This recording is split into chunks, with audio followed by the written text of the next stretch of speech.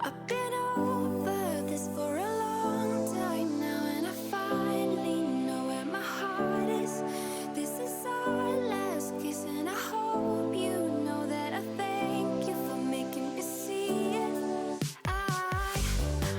I never meant to hurt you.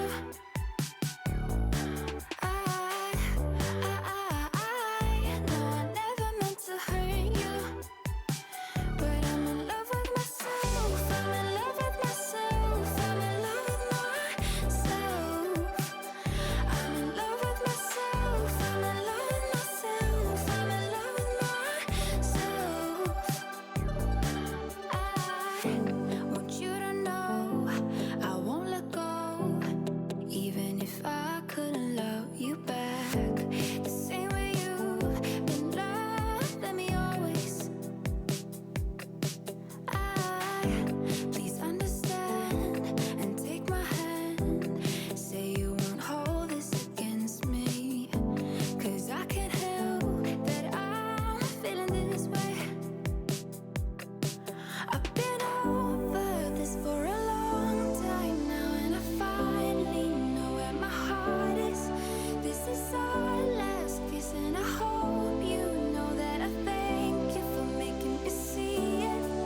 No, I never meant to hurt you.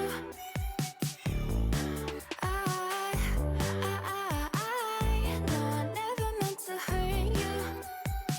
But I'm in love with myself. I'm in love with myself. I'm in love with myself.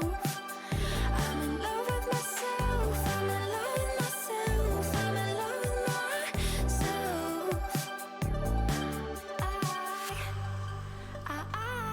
No, I never meant to hurt you.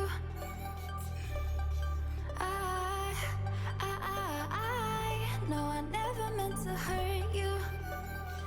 But I'm in love with myself. I'm in love with myself. I'm in love with myself. I'm in love with myself. I'm in love with myself. I'm in love with myself.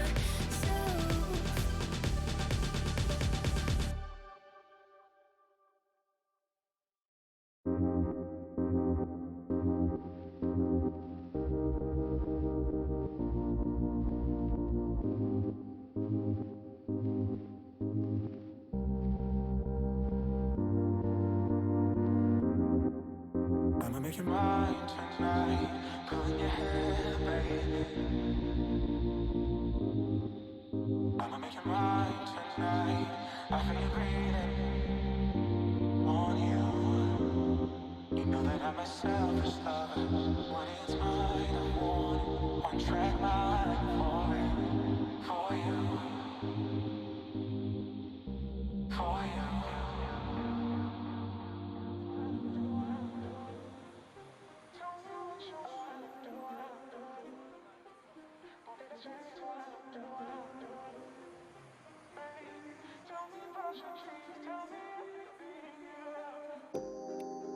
I'ma make you mine tonight, pulling your hair, baby.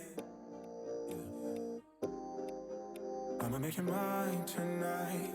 I feel you breathing on you. You know that I'm a selfish lover. When it's mine, I want it. One track mind forever. For you, I'll do it for you. Tell me what you want, tell me what you need, baby. Tell me about your dreams, tell me everything, yeah. Do it, I'll do it, I'll do it.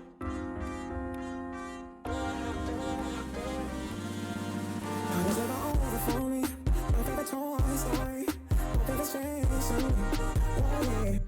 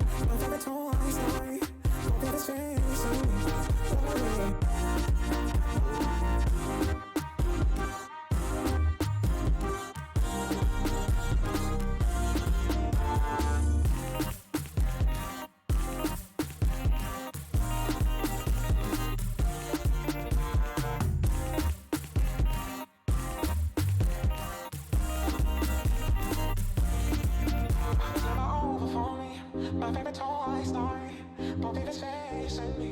What if? Party's never over for me. My favorite toy story, both of his face and me. What if?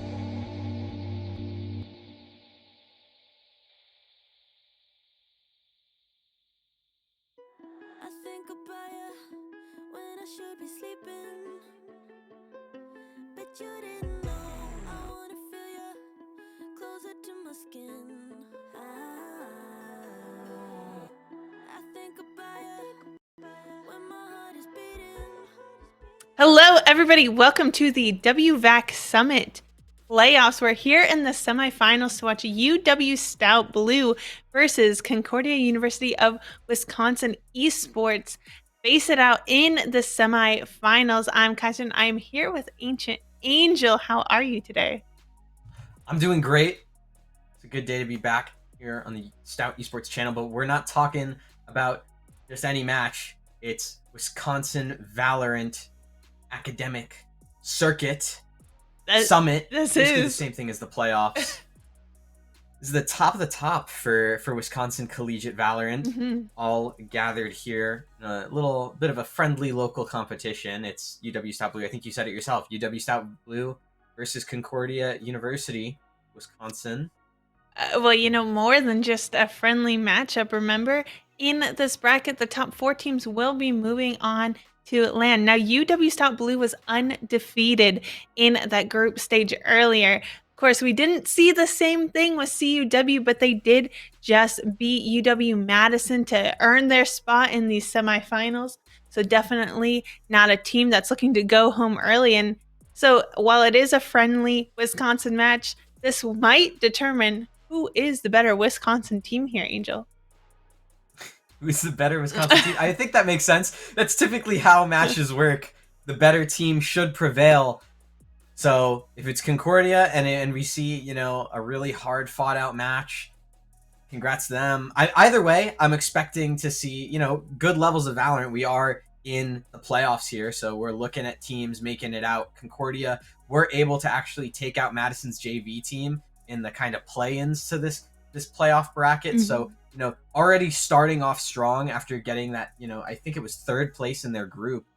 So, it's a solid bounce back. We should be able to hopefully get into any sort of map picks or bans in the coming second for this best of 3, because I'm personally excited. Do you have any wild predictions on maps or just anything that's based off of what we know from Stout or from Concordia? Yeah, I certainly have been following Stout a little bit more than I have been following Concordia here. But, I have seen a little bit of each of these teams, and I have seen them playing on quite a few different maps. I would be really excited, though, Angel, if we saw Sunset come out here today.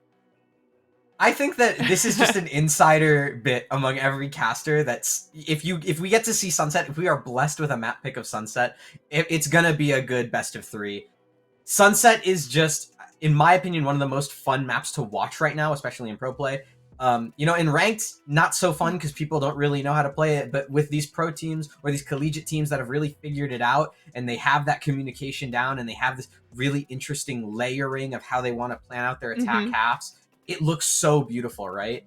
So yeah, it might be just a little bit of copium for me, but maybe if I can watch enough of these, organized leagues and teams play Sunset, I'll start to learn what to do in my own ranked games. Everyone knows I need that, so hoping to use those coaches and those teams and let them figure out the stats, so I don't have to. You and me both. I need that rank up desperately. I just deranked the other day. It was not fun. So, to talk a bit more, I think Sunset would be awesome if we're able to get it.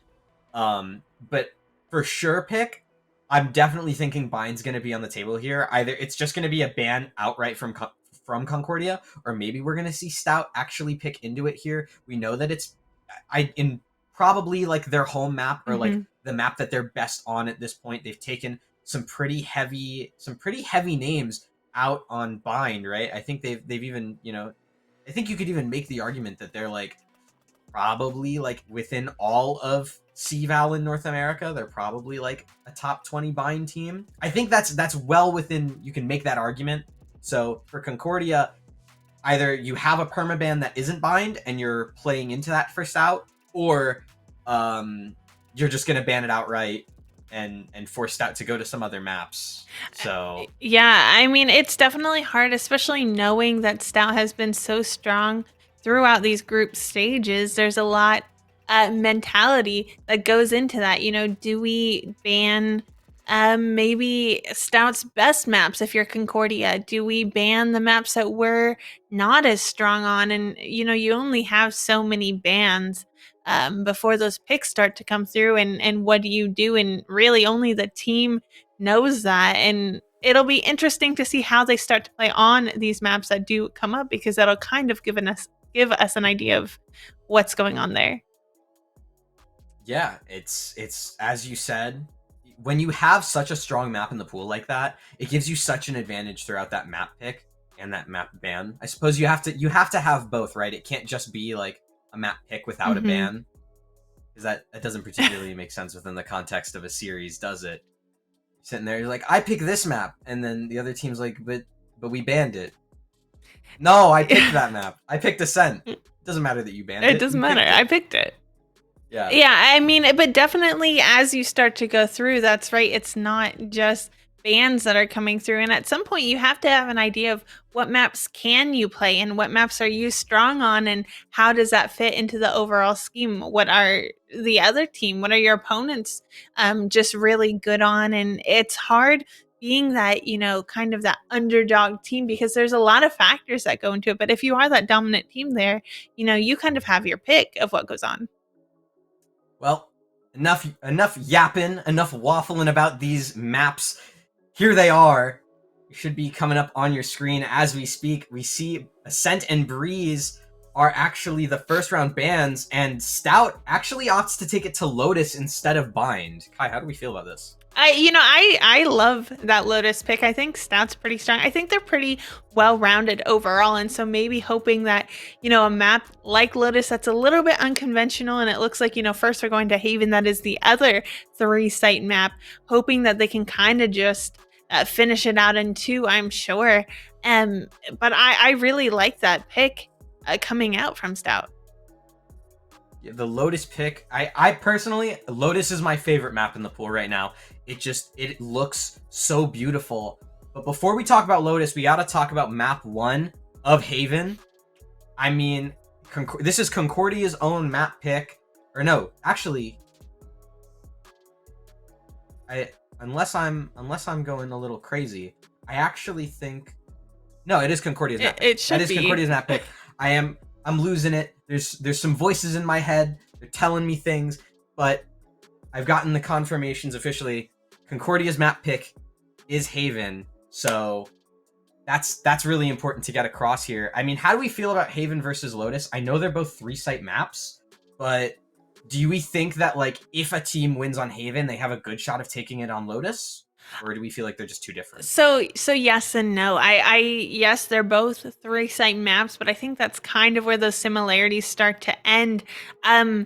As far as when you talk about the setup and the layout of the map, Haven's a lot of those tight corners, lots of right angles, but Lotus, I think, is a lot more open, a lot more spread out, and a lot of different rotations to come in from both of those maps. But just the map layout is separate. If you just take out that middle site, that C site, and if you think about that, every map, for the most part, maybe not Bind, let's say, but a lot of maps do have that mid. It's just not always a site. However, I do want to go back to that point. I do think that the team that wins that first map will have a good shot of winning the second map, not based on the map layout specifically, but just based off of skill and what it's taken to get here. And I would not doubt, just looking statistically, if that is Stout, but you can never rule out that underdog storyline. And CUW knows that this is their last chance. This is all or nothing, and they have that a little bit of grit and desperation, knowing that it's a tougher fight. So I wouldn't be surprised if it's a close matchup, Angel.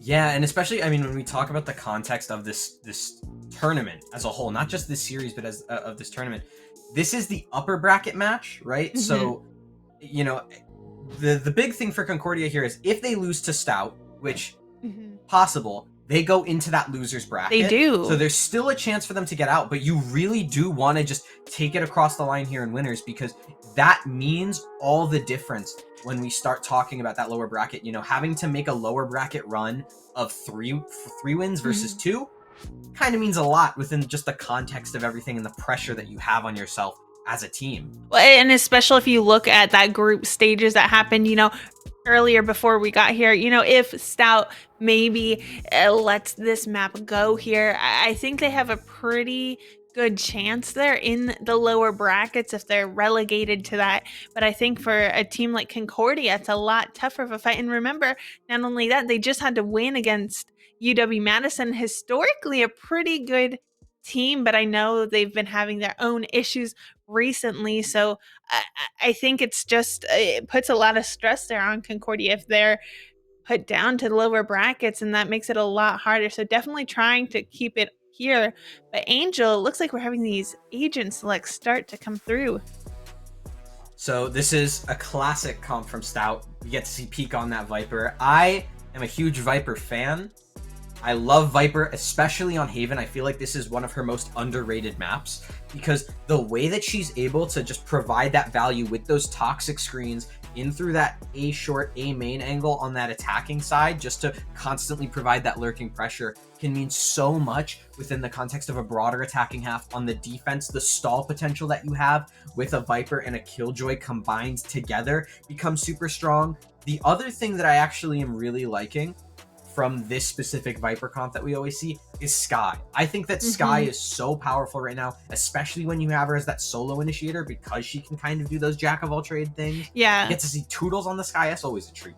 Well, and especially, you know, if you're running that double controller and down to that single initiator, you really need an agent like Sky. You don't have those breach flashes that you're getting, but you also get a lot more information with those flashes that can tell you, you know, is someone flashed or are they blinded, which is a little bit different than, you know, breaches flash just flashes and that's it. But it looks like Concordia pairing with that's Sova. And I think a lot of times on Haven we see that double initiator comp, but I love double control. I think it works on a lot of maps. It's viable, and you know, we see a lot of teams run it, but maybe not enough to call it meta.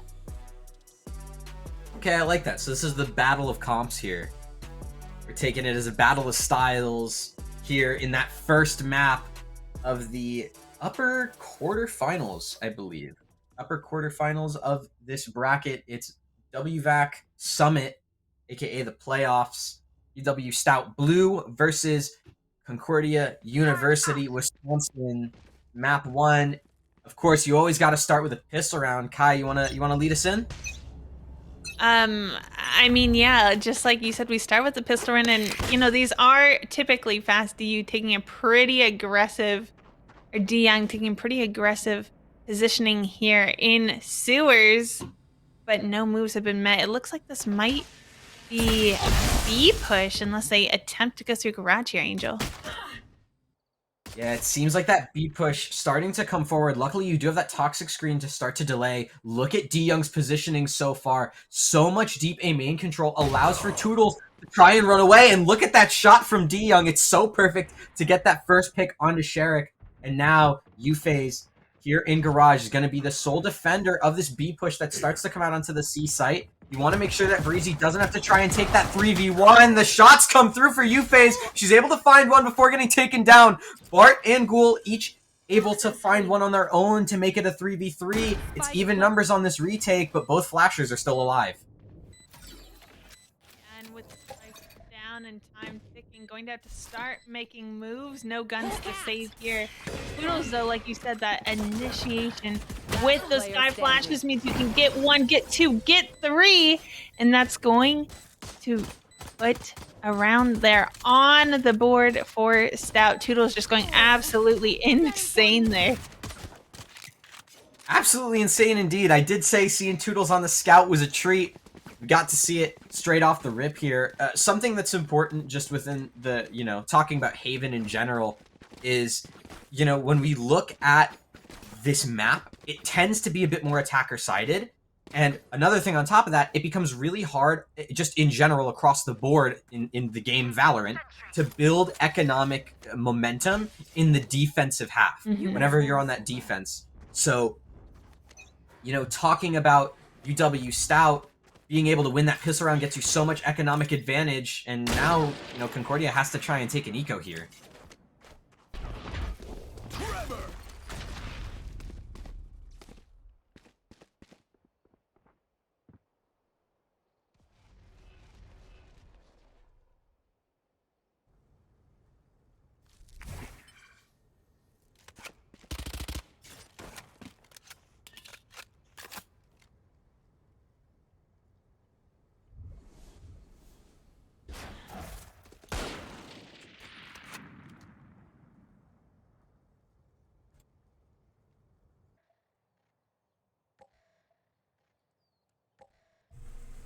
Should be here, as well as UW-Stout here in this anti-eco. Some Marshall shots have traded each way, and so it's low HP on the side of Concordia as they don't have that regrowth. It seems that another garage to see hits taking place, but no! Concordia actually just going straight through garage here. Breezy's only able to find one before going down. Thankfully, though, U-Phase on the save is able to find another kill here for 2 on this round so far, but a Marshall shot has her name written all over it.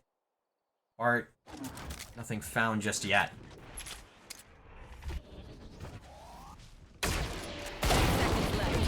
One enemy remaining.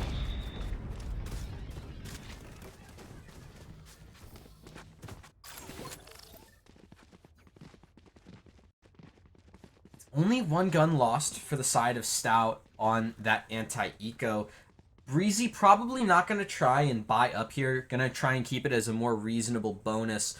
So that way, you know, as this eco advantage can, you know, really start to build. Again, I talked about it earlier, that economic advantage here on that side of Stout, on that defense, can really start to come into play. D Young's holding, but the flash and the swing from Bart are too good.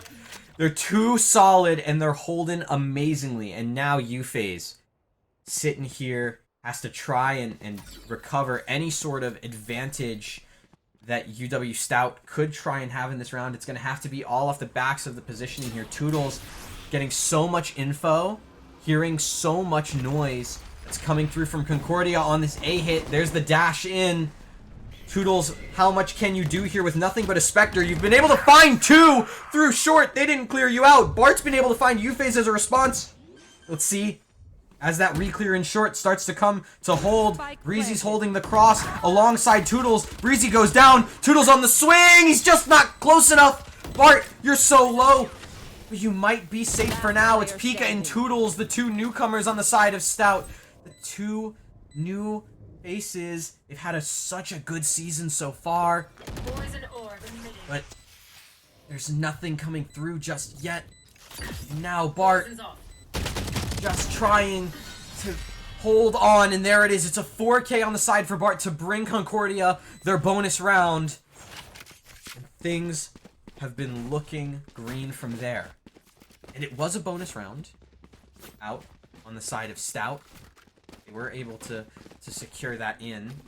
But, you know, now coming through, UW-Stout's on full guns, and on the side of Concordia, you see it's right there on Sherrick. Only down to a Guardian, and Endless might actually...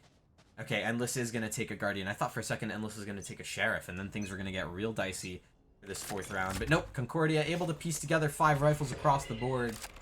And that flash from Toodles gets so much information. With the default that Concordia have, they still have time to try and establish map presence elsewhere in case they don't want to hit this A site.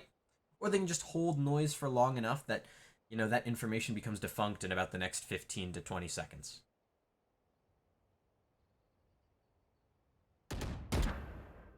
Shots going the way. Toodles and Bart.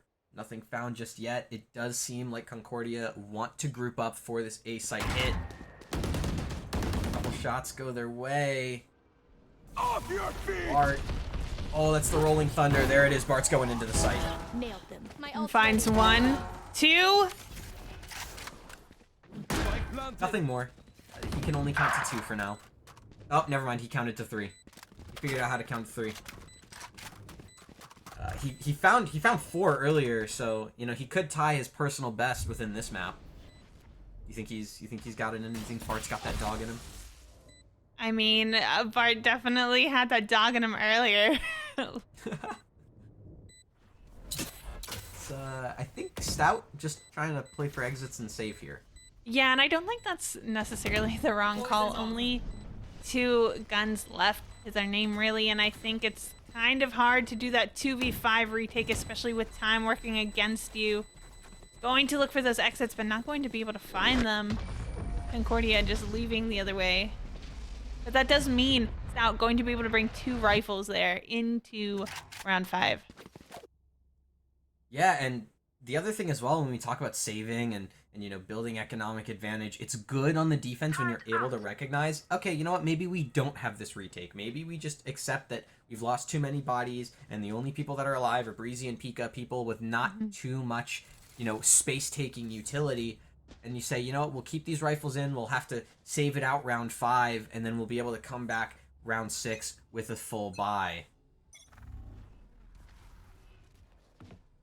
Yeah, those 2 rifles they were able to bring in definitely going to help them if they can find some contact, but DeYoung with that sheriff also means work. But it looks like this is going to be an A hit. Breezy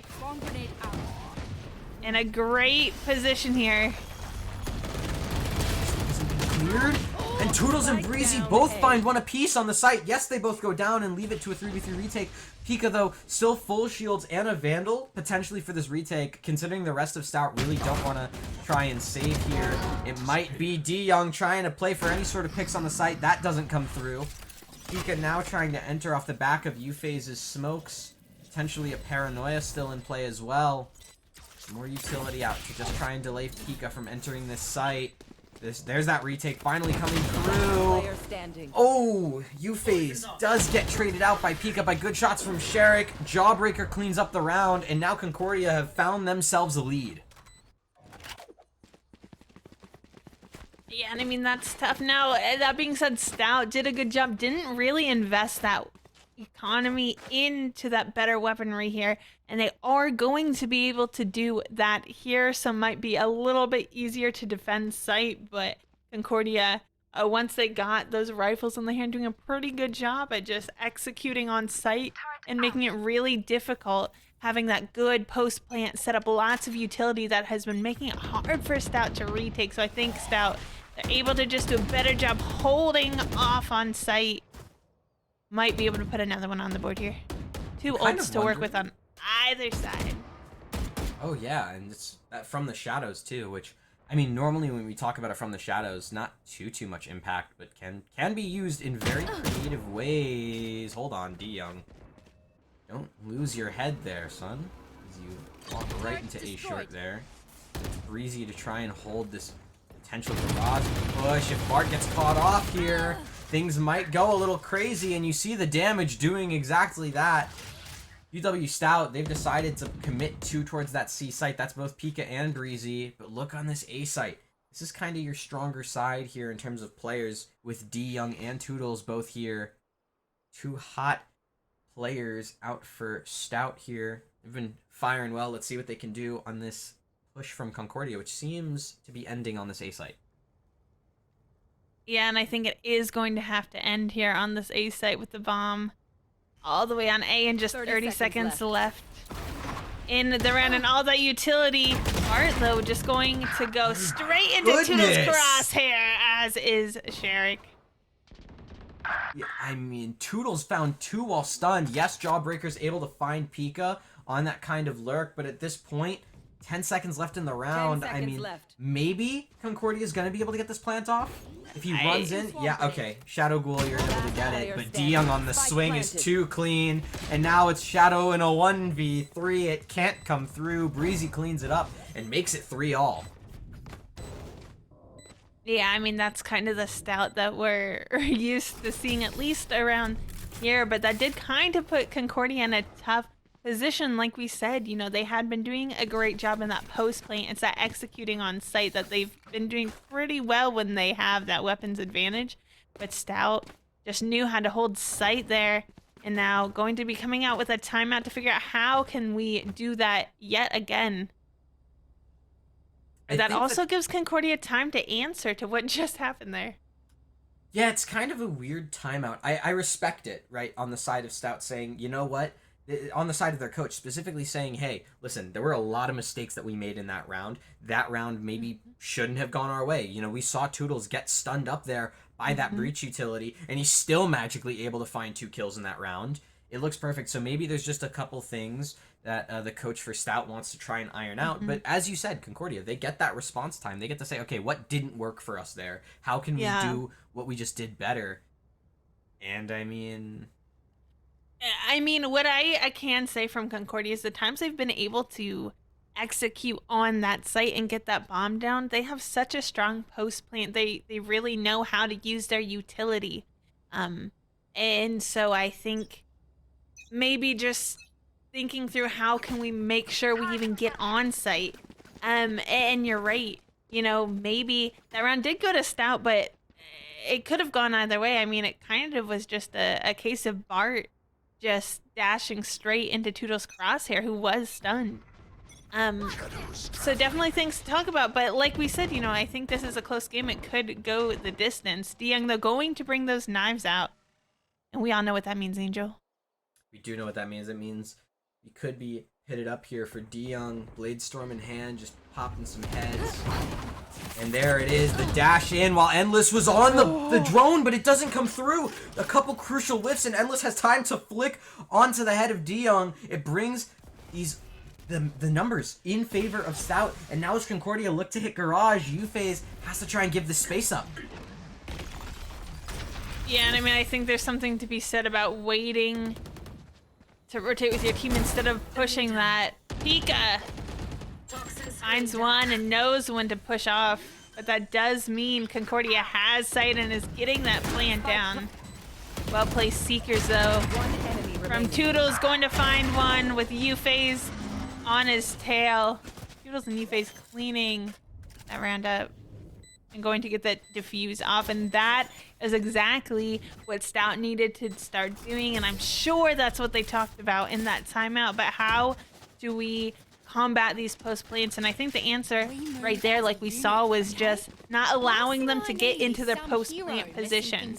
We can allow them, we can give up that space, we can retake together, but don't allow them to get comfortable, to get in good spots and have that positioning advantage. And Stout did a great job there. DeYoung maybe missed the knives, but is bringing out the op this round.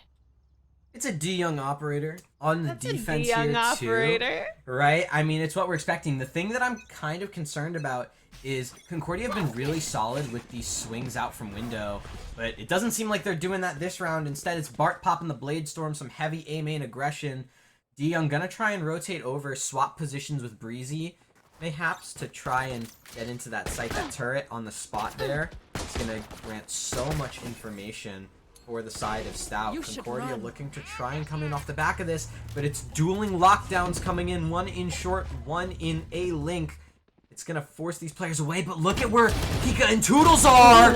They're able to clean this round. Oh, almost up. It was 3 kills between the 2 players on Stout, but eventually Concordia is able to trade that out. Jawbreaker and Shadow. It's not the first time they've been in a 2vx situation. I believe the last time it was a 2v3, so we'll see what they're able to do here. DeYoung, though, waiting right there with the operator. And yeah, maybe, that nice flank wasn't able to clean up everyone, but that gave them the exact information to where the last ones are. They know where Jawbreaker is. They know where Spike is.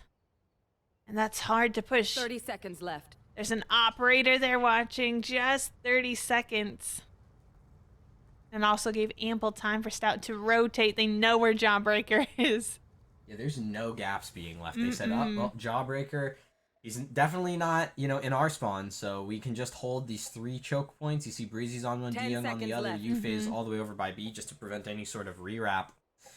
Jawbreaker's forced to save here. He says, yeah, all right, you know what, you might rue the day this time, Stout, but next time, you know, it's exactly what happened here for Jawbreaker. UW-Stout now up to 5, and again, we talk about Haven being an attacker-sided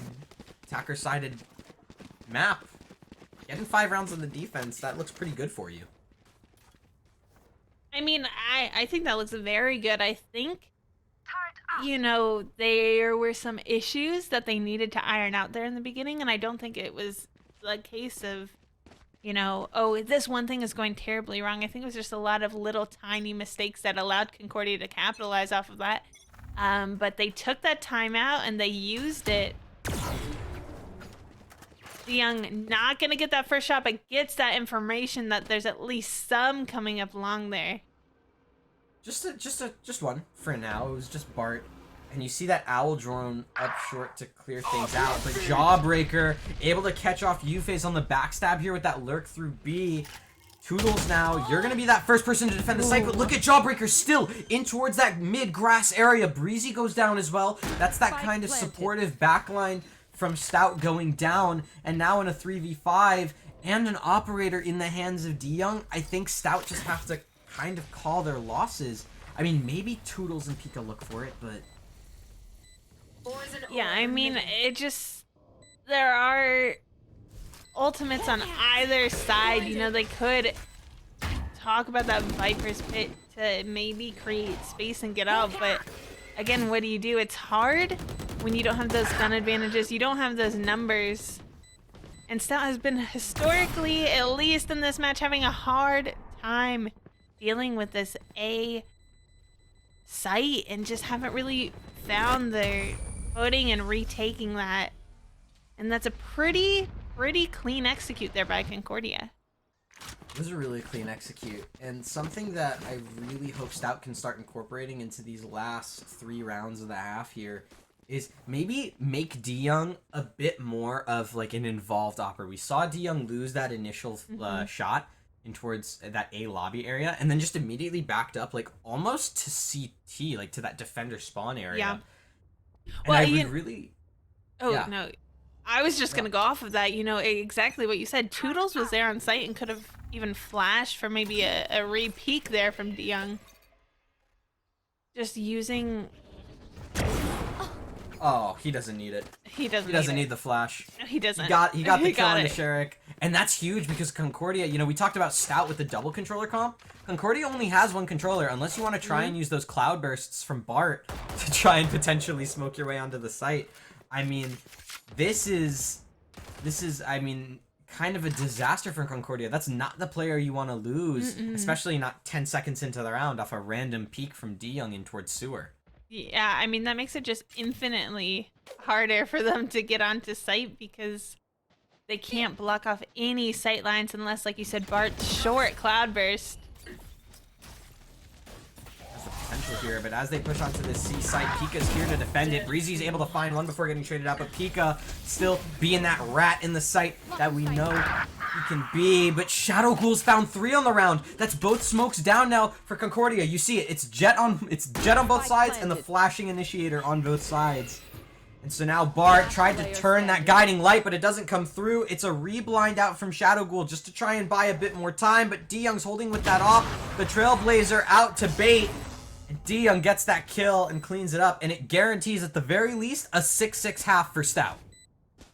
Which is not bad, you know, going into this, and again, winning that one means that they're going to have that economy bringing that op into the next round, so might even be seeing, you know, 7 or 8 here on the board for them if they can keep up this momentum. But yeah, I mean, I think for whatever reason, Stout has just been having an issue. It seems to be only with that A site retaking. But they've done a great job. That's not the first time Toodles with that flash has been able to just retake that C after the bomb's down. Overall, pretty good team. And I think they found their foothold here on Haven. They have definitely found it here on the Haven defensive side. UFace taking a couple random shots in towards mid, but Bart on that peak just does outdoes Yuffie's, takes her head right off, and then immediately follows it up onto Toodles. So that's a 3v5 now secured for Concordia off the back of Bart's immediate double entry.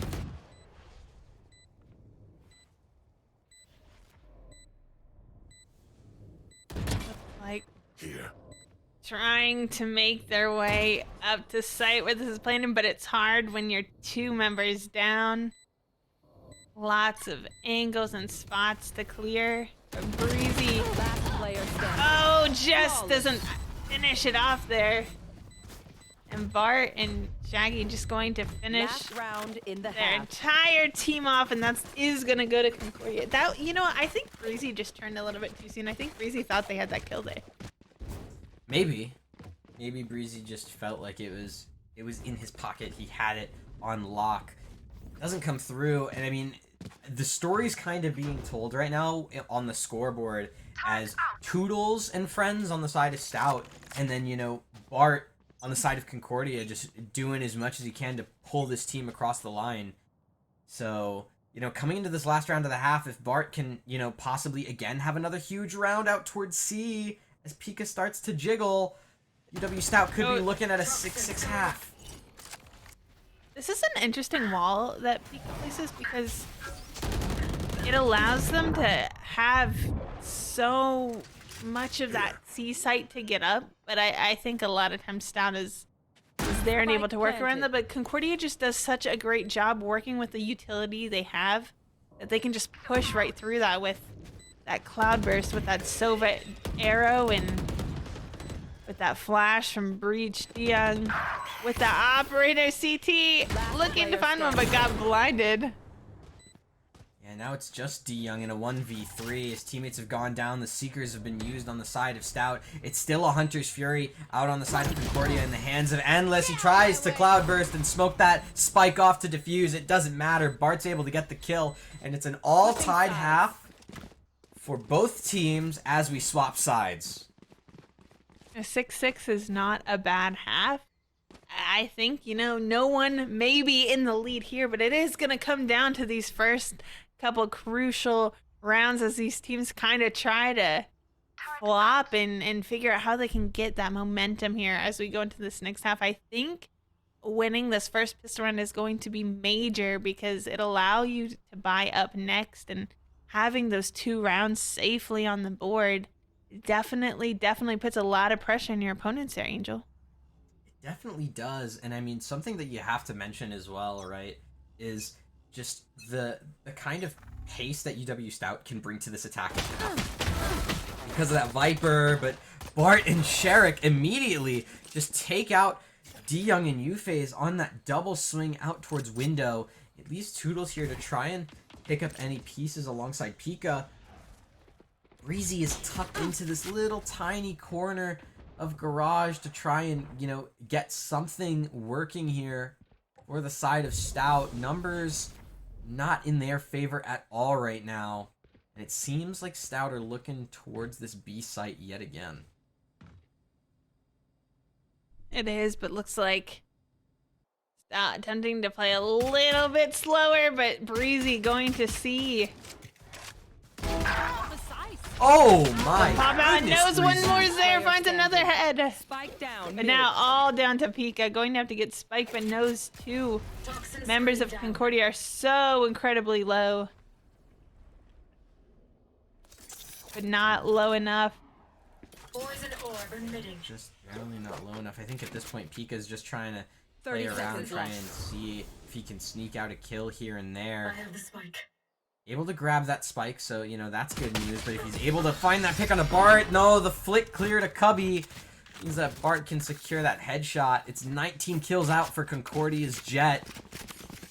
And UW-Stout lost that pistol. It gives Concordia the lead yet again.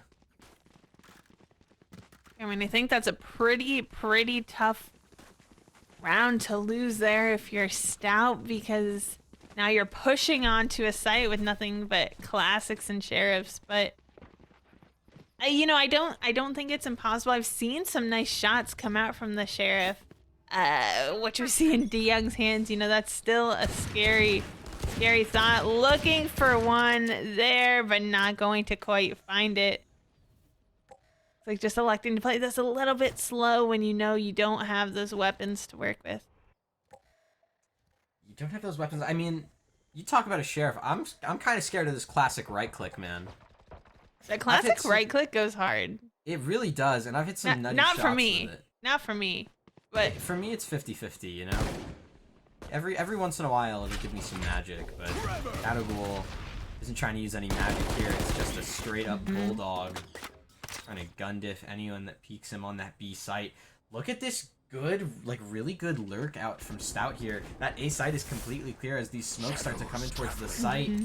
That's a free plant, practically, at this point.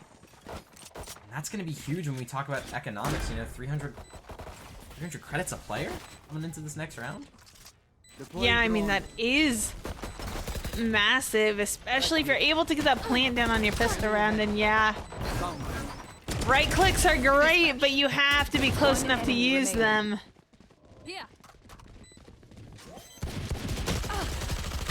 Breezy just doing his best, trying to spam and find Spike, but not going to find anyone. And Concordia going to put another round on the board this half.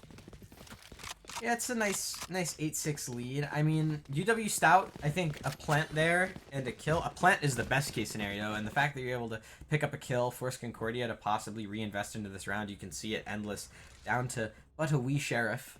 So, nothing too fantastic here. And UW-Stout, hey, now you're on all Vandals here. I want to see what you can do with this, right? Can you work this map in the way that the double controller comp really asks of you to? Or are you just going to look for an all-out C hit? Yeah, I mean, I really, really do like that double controller, especially... I mean, I love it for defense, but I think it works great on attack. Electing to take this up C long and has to be expected of a jawbreaker, going to find one through the smoke. Thankfully, it's Breezy, and you know, that's not to say that Breezy's the person you want dead. Obviously, you don't want anyone dead if you're Stout, but...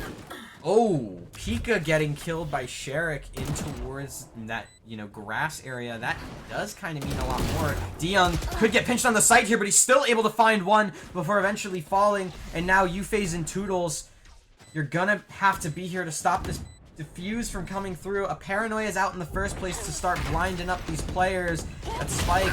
It's been vacated for the time being, and UFace finding two on the post plant means that things really start to cook up here. Shadowghoul, you're in a 1v2, and you have 2 bullets exactly left in that Vandal before you have to give up the Spike and this round. There's just no more time. Toodles trying to escape, gets taken out, but UFace 3 kills on the round allows Stout to pick up that bonus, but it's costly. Shadows, they will hide you.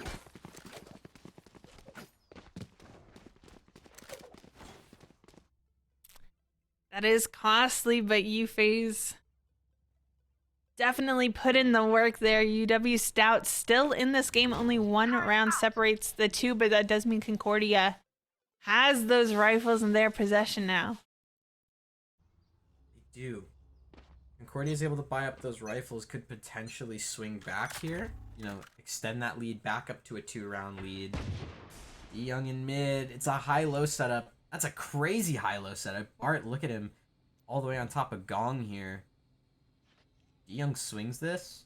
And then, you know, even if he does get Bart, there's still one on the trade. Like, that's a dangerous setup out of Concordia. That was really tough.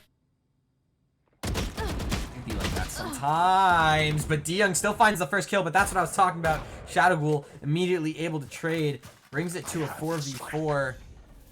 Now UW-Stout, you don't have that kind of dive potential that the Jet brings.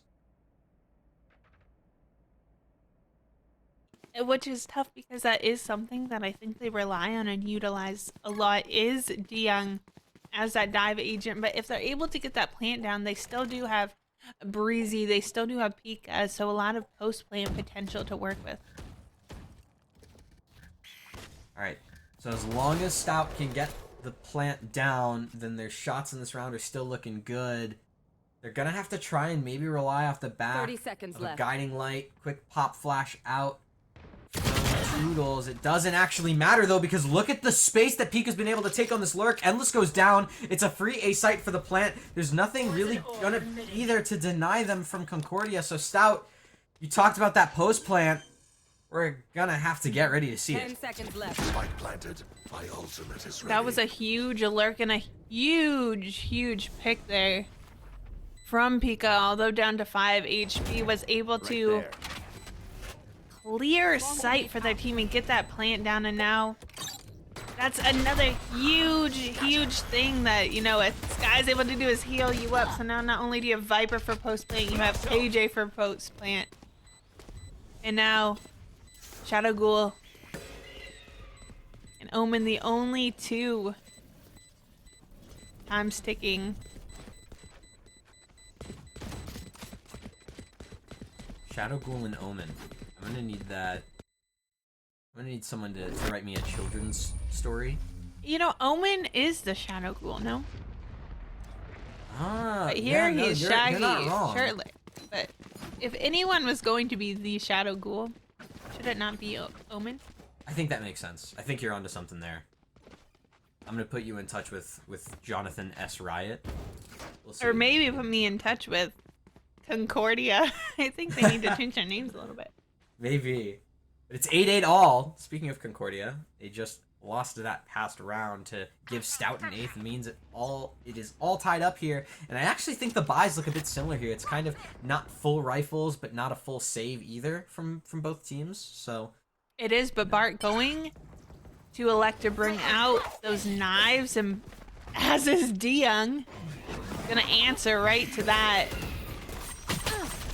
oh, the Ooh. jet fight gets a little messy, and both jets eventually fall. One by the hand of DeYoung, the other by the hand of Shadow Ghoul. But eventually, all those players on Stout, Planted. they start to overwhelm with all those rifles, all those, in theory, better guns. And in theory and in practice, it falls the same. And that backstab from Breezy confirms it. The 9th round for Stout. And Concordia, I mean, at this point, what's the plan here? What do you need out of Concordia to really get them back into this map? I'm so glad you said that, because it looks like Concordia also struggling with the same thing. And Shadow Ghoul is going to call that timeout for their team and take a moment to really discuss this. I mean, I think they're just having a little bit of a tougher time. I don't think that necessarily, or maybe 2 rounds ago, that wasn't necessarily their fault. I love that high-low they had on B. Had the numbers advantage, didn't have that dive agent that you have to worry about, but that pick from Pika was so huge. And then you have, you know, Breezy on that Killjoy that's hard to work around. You have 2 controllers now, like, blocking off all those choke points, and that's really tough to work around. So I think, similar to what we saw last half, really have to kind of delay that initial attempt on site. So just stall them out? Is that what Concordia have to play for, you think? I mean, I think so. Or just delaying that plant, or even if you allow them to get that plant retaking before they get into their post-plant setup. I like it. I like the ideas that you're bringing. I think maybe you should go to Concordia, have them hit you up later. We saw Omen say hello during that timeout as well, so I think that's equally as important that we do put respect on the Shadow Ghoul's name. Speaking of, he's right there on the B site, trying to jump peek, maybe bait out some information as DeYoung looks to take that fight. But on the other side of things, it's Bart trying to take this fight onto Pika. Doesn't come through just yet, and the spam with the Vandal's not good. That's not an Odin. It's not an Odin, Mr. Bart. That's just a Vandal.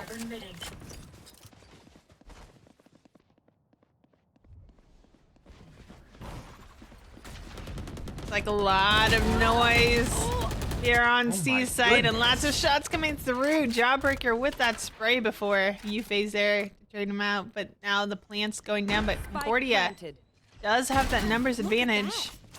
Not anymore though, Toodles. Not afraid to just sit in that smoke.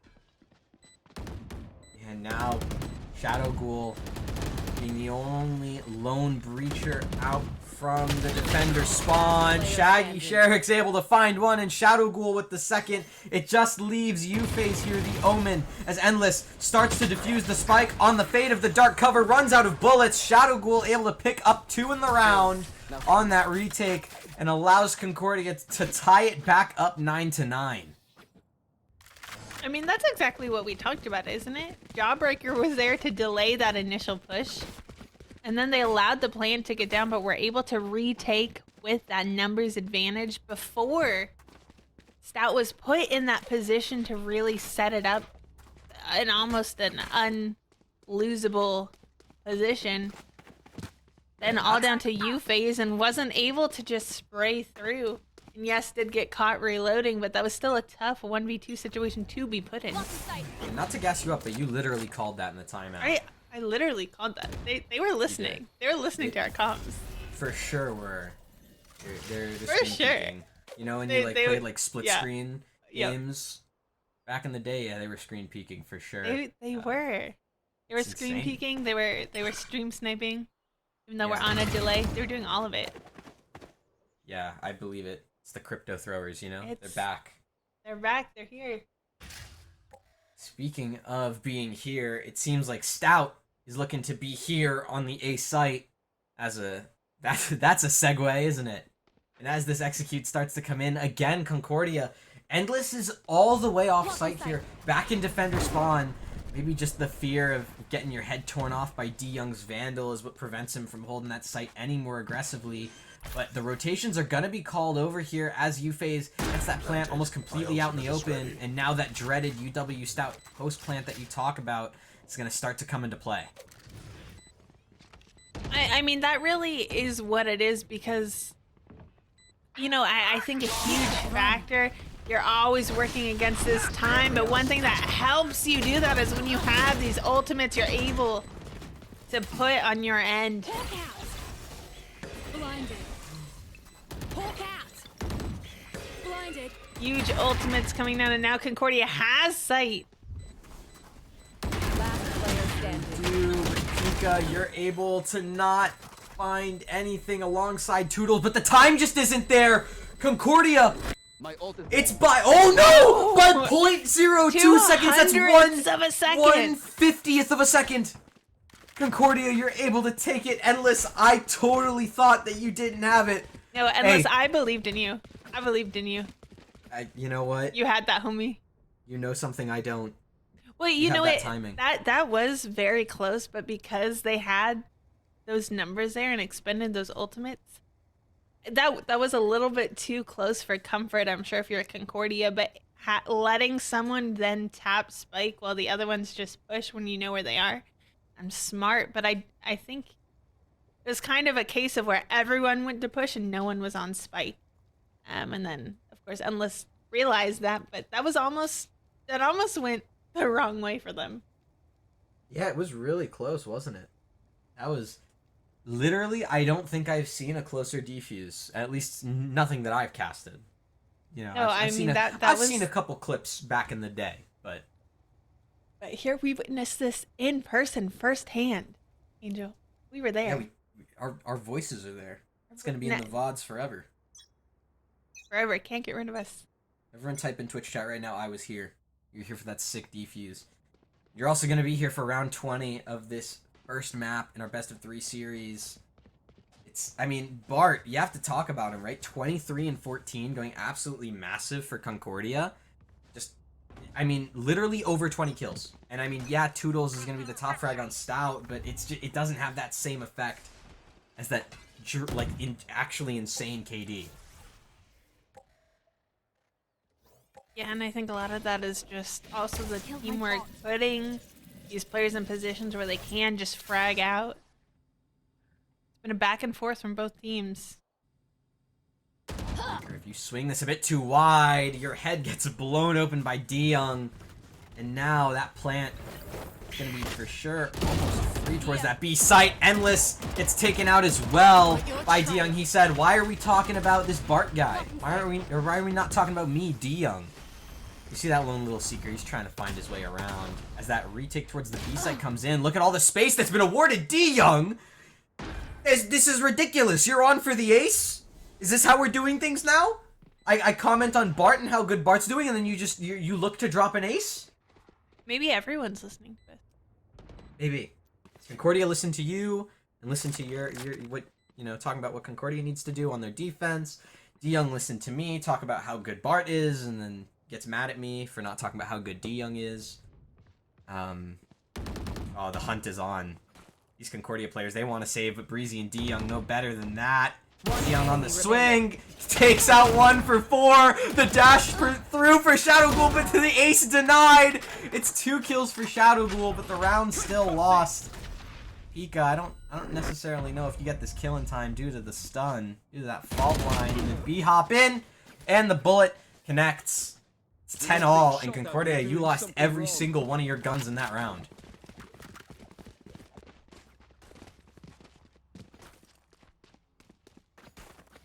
And that does, definitely hurt them going into this next one, because as we all know, being able to snowball that economy, being able to snowball those round wins definitely puts that advantage in your court. But these teams have been doing such a great job of winning and giving and taking that it's still anyone's game here.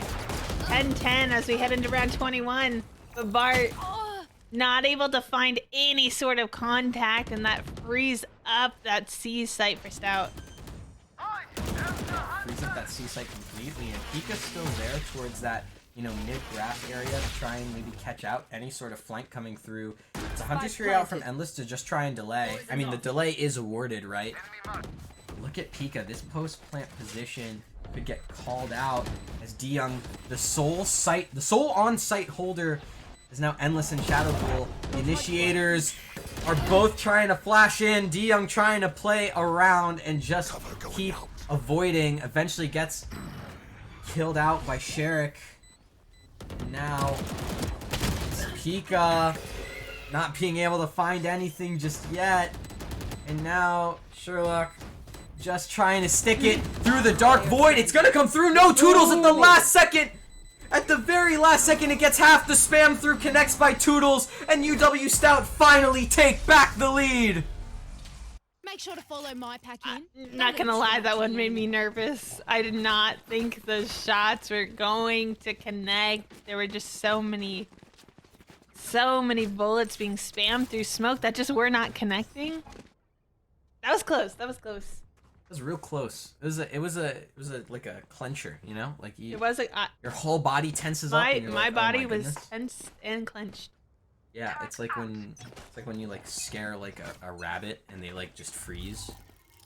It's like the same idea. That was me in those last 5 seconds. That's why I couldn't say anything.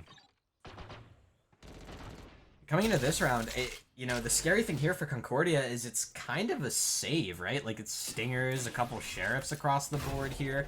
You're kind of awarding Stout map point here, and on your own map pick, you sure that's something you want to try and do?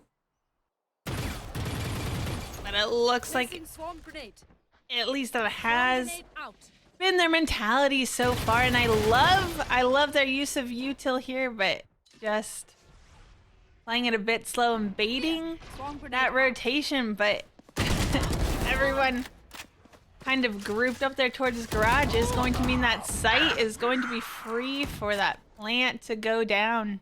Now that plant is in, numbers in Stout's favor, weapons in Stout's favor. It feels like the whole world is in Stout's favor right now. We'll see what Endless is able to do here. I mean, hopefully you're going to be able to pick up that Vandal and reload it. Yep, there's Shadow Ghoul goes doing exactly that. And a Bulldog recovered as well.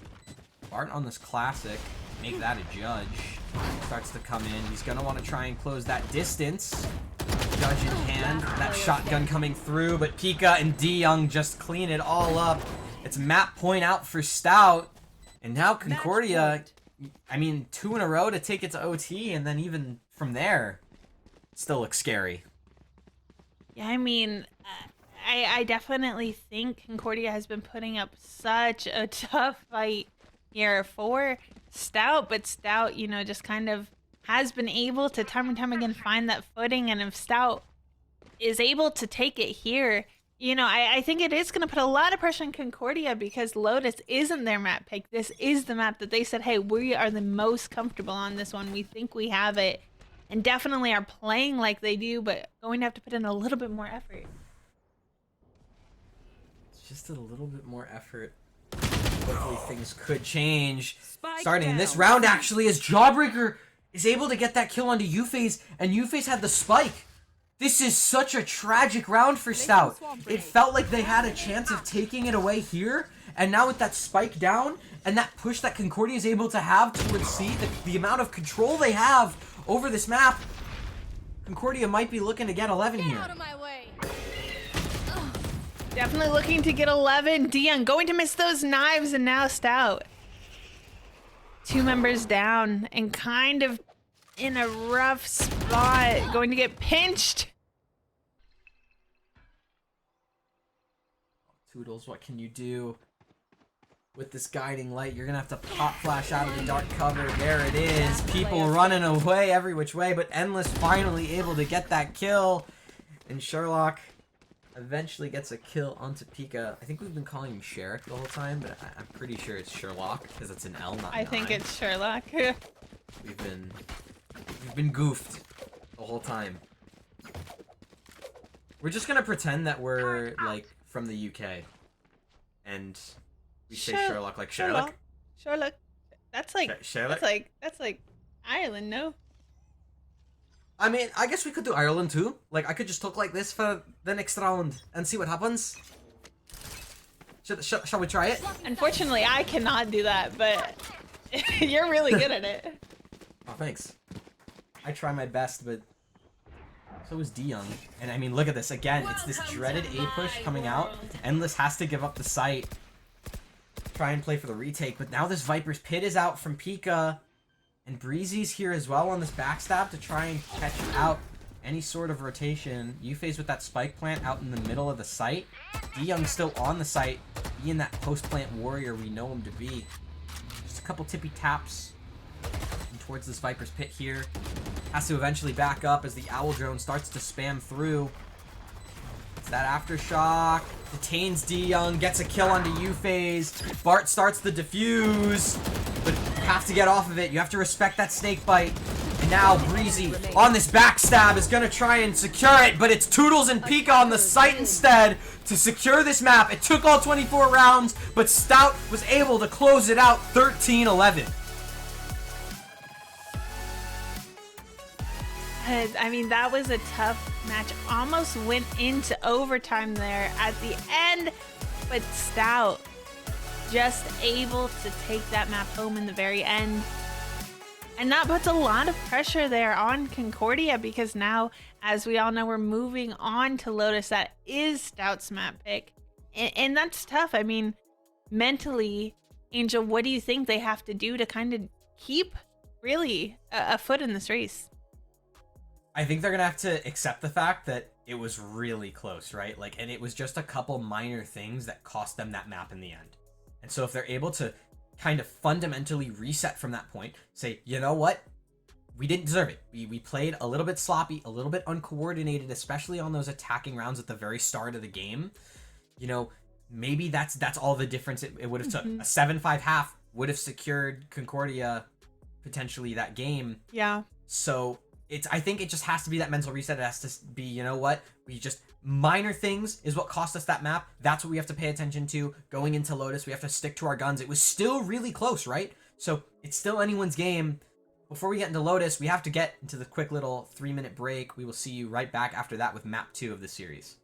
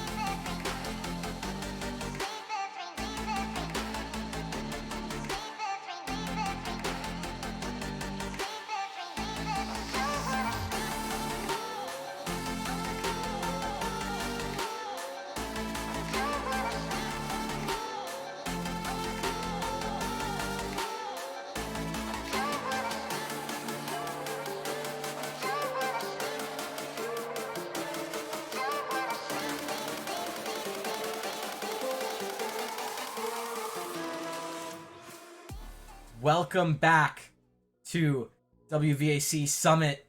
It's round 2 of the playoffs here. Technically your upper quarterfinals between UW-Stout Blue and Concordia University Esports of Wisconsin, of course. It's WVAC, it's Wisconsin Valorant Academic Circuit. And we're here for map 2. Map 1, super close. It took all 24 rounds, Kai. It was 11-13. Stout was able to take it, and that was Haven. Now we're coming into Lotus. How are we feeling? What are we thinking?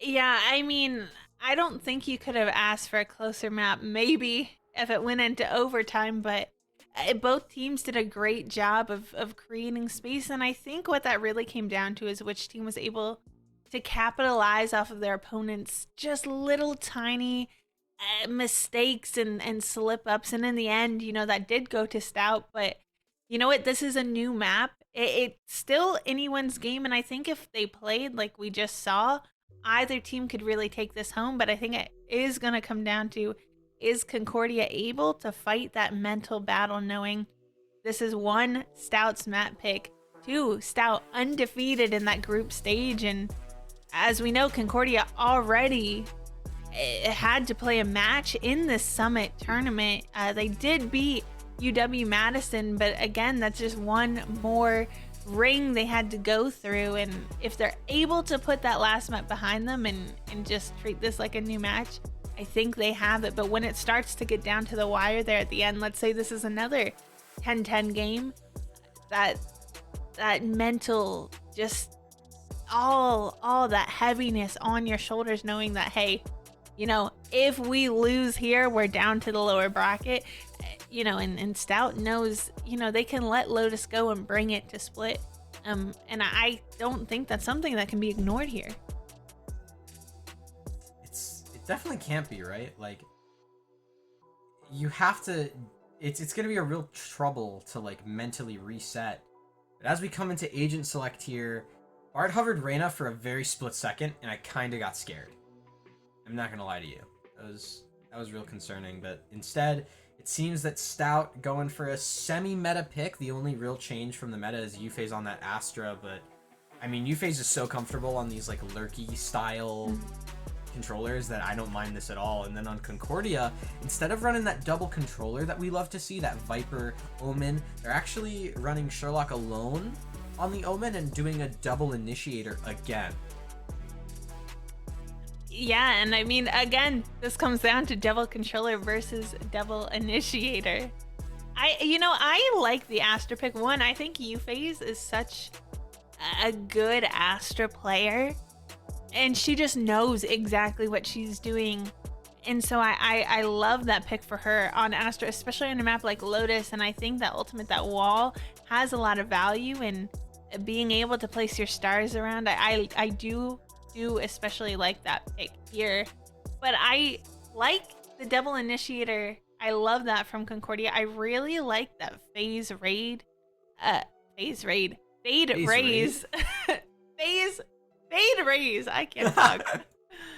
I like that fade raise combo though, especially you know, for maybe like an A execute. I've also seen it done on C, or even outside B. I mean, I think on a 3 map setup like this, you really have your pick, and I do like the double initiator. I think Sky, you know, is a gimme, and both teams are running that, but it is gonna come down to which team is able to capitalize off of their comp, and that's exactly what we saw on Haven.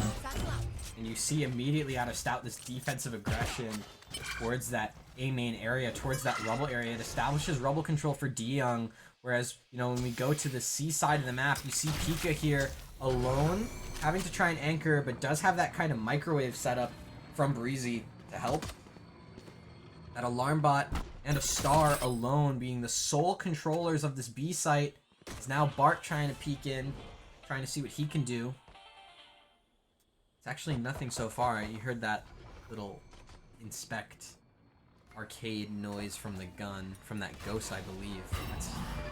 It's a nice jingle to always hear, but as this C-site hit starts to come in, you know, things look real scary. Pika and Breezy, you kind of have to give it up. Never mind, Breezy found the first and is able to get out, but eventually spammed out by Bart through that dark cover towards Waterfall. It makes it a 4v4 retake as the spike goes down for Mount. It's a 4v4 retake, but UW-Stout not too far. Blinded. And are there shots coming out, but so is Utility. Toodle's going to get found, and that's what happens when you're blinded now. All down to U-Phase, but if anyone can do it, it's U-Phase. Such a strong player in these tense situations. Going to find that first headshot on Bart, but Shadow Ghoul Hawk out. has a good plant. Time running just too low. Shadow Ghoul able to try and sneak a quick little swing in. U-Phase with not enough time. Shadow Ghoul on that swing confirms it. It's a first round on the board for Concordia. And it's a pistol, in my opinion, well earned. It is a well-earned pistol. I don't disagree with you, but that was a close pistol round as well. So I think, you know, if I'm Stout, I might even consider forcing up here because I think that definitely could have gone their way, but looks like electing to stay for those rifles, and I think that is overall the right call. Looks like might be another C hit here from Concordia. But Viper and Killjoy posted up on the site. Very hard to work through. Very hard to work through indeed, as you can see Bart leading this charge on that raise, being the duelist that Concordia needs. Went huge for them in map 1. Wasn't able to take that map across the line for them. Pika's here, classic in hand yet again. To try and delay, but as Stout start to group up towards this B site, they're kind of expecting a Concordia hit to come through at any moment. Young's already fallen, and Jawbreaker with a spam through the toxic screen finds Breezy. That site is cracked wide open, and it's all looking at Concordia. That plant's gonna go down, and now all down to U-Phase and Toodles. Very hard when you just have classics in hand. Ooh. Just trying to jump out, get anything done. I get that. I get that. Yeah. U-Phase, my goat. You did your best. But now, rifles in the hand of Stout. No longer will they be on that weapons disadvantage when trying to retake. If it even gets to that point. But Concordia's buy is not looking too rough. Again, that was a flawless from Concordia. Flawless round from Concordia, and now for Stout as they continue to try and piece together this A main aggression. Finally, Concordia looks to try and take space towards A main here. Maybe use a couple of rounds of initial conditioning to try and push D Young away, but D Young on the jump spot finds it, spots it out, communicates to Toodles and says, Toodles, listen, they're definitely coming here. They're definitely coming here off the back of a showstopper out from Bart, and he's able to find both! Two! That's a massive, massive showstopper. When I use my showstoppers, it, you know, touches someone's foot and they take only 149. Yeah. Thankfully, Breezy on that flank, able to pick up one on Jawbreaker. Pika's also there to try and trade out, but the nade is too clean from Bart. Pika able to get that pick back and make it a 2v3. The numbers starting to look a bit more doable here, but U-Phase gets taken out by Sherlock, and then eventually it's just Pika alone, 1v3. I've seen a clutch before, but I don't know if it can happen this time. The time's just too low. Pika, yep, saves that Vandal in for another day. Says, you know what, we tried. Gets Endless as a little consolation, but Yeah, that's it. 0-3, Concordia. Take that bonus round with style. Yeah, that was a rough buy run there for Stout, and I think really just unfortunate for Toodles and DeYoung, but Bart definitely knows something we don't about playing Raze. I mean, yeah, I mean those nerfs came out to the showstopper, and yeah, I keep getting damage, but no death. We're out here gets to and got another the round before going down. Flawlessly executed, and now Concordia back here to see only Breezy with that Killjoy setup that they have to work through. They have to try and work through it. You see Breezy's there with an Ares to potentially get any sort of spam off on that safe plant. So if that comes through, things start to look real scary. Breezy. Oh, look at that plant. Could potentially come through now, and he doesn't though. Shadow goes.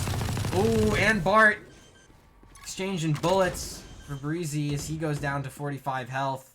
Shadow goes trying to get that plant out finally for Mound. There it is. It's a 5v5 retake, and Breezy starts us off with a pick onto Endless. 5v4 retake now, but again, this gun still in the hand of Concordia. Finding UFace, finding Pika.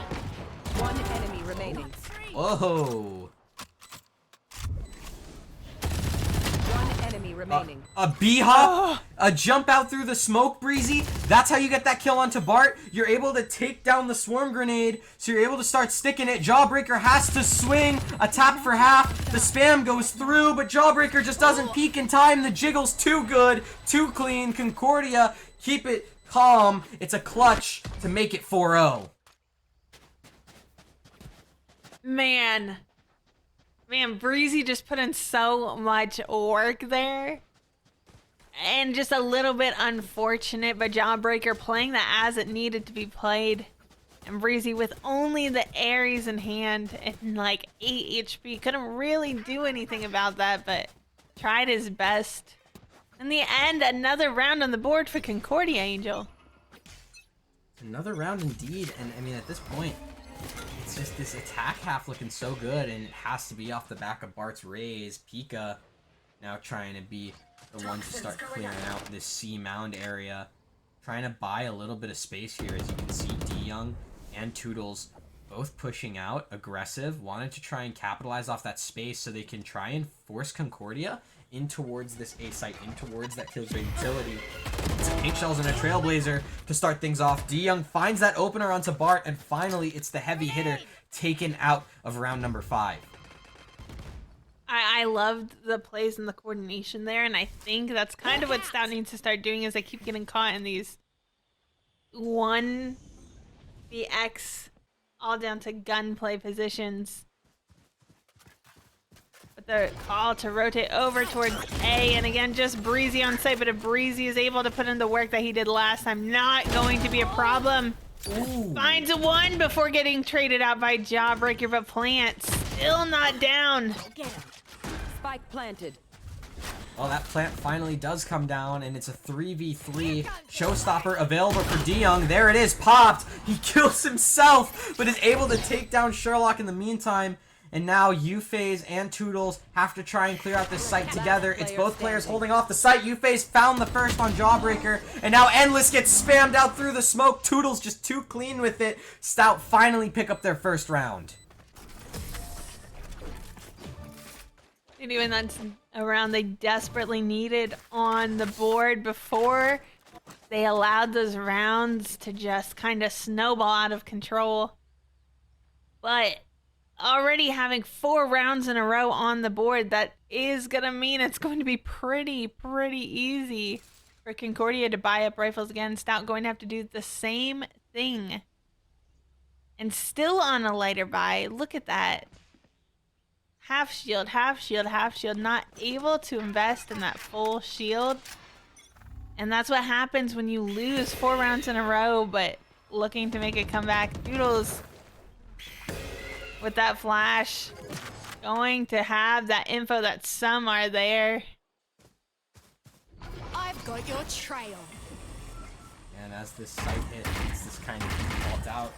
Or Concordia starting to get committed in towards A. U-Phase has to back off, but DeYoung's able to find one on the site itself. Mayhaps potentially through a smoke. Tootle here and drop. Trying to get anything else done. Trailblazer out potentially to re-clear the site as it's all of Concordia to wrap in towards this B site here. And see that Haunt coming through again just to clear more space for Jawbreaker as he continues to push up. If Breezy doesn't expect this, if he doesn't clear it out, Jawbreaker could have a nasty timing for one, make it two, and now that lockdown destroyed as well completely flips the pacing of the round. The Trailblazer does come out, does stun up Jawbreaker, but Pika on the jump up is able to find one. DeYoung as well, able to keep numbers in control. There's that Nightfall out, Endless able to find one onto Toodles. It's just DeYoung in a 1v2. The Prowler comes through just to buy even more time. It's a tap, it's a double swing, and Sherlock closes it out. Concordia, I mean, a chaotic round, but a 5th round nonetheless. Lots of ultimates were expended there. But in the end, definitely useful for Concordia. And I think kind of what Stout did there is they just rotated a little bit too early. But, I mean, that map control, all down to Concordia. There was nobody on flank. You just had Pika there kind of holding C. But they could have rotated out through flank. It allowed them to rotate through B. Nobody anchoring B at all. And yeah, U-Phase put that kind of suck there in middle to delay the plant, but it didn't give them enough time to get on site and delay it further. And now Breezy has to give up that little cheeky pocket space that got cleared out due to that Prowler. That's kind of the positional like advantage that Fade has, the ability to clear out all that space. Speaking of clearing out space, Bart just fills in some empty space there with those double satchels as that C hit comes in. There's the plant out in the kind of complete middle of sight here. Pika just doesn't want to get spammed out through the smoke. Takes a couple shots, but then backs off to regroup with the team. I mean, definitely a tough one to retake when you don't have those guns. Breezy just inching up a Jawbreaker. I love this position. How safe Jawbreaker is here on the hold. Shadow Ghoul's been able to find two. Toodles with nothing. U-Phase, what was that shot? Oh my goodness. And I mean, 6-1 for Concordia. They're looking to run away with this attacking half here. They look so calm. They look so collected. I think this is a good timeout for Stout. I mean, Definitely needed. I mean, I've seen Stout play on Lotus, and I've seen some good things from them, some strong halves. Hey, Killjoy. Hi, Killjoy. Kind of scary. We saw this from Omen on Haven, and now we get to see Killjoy.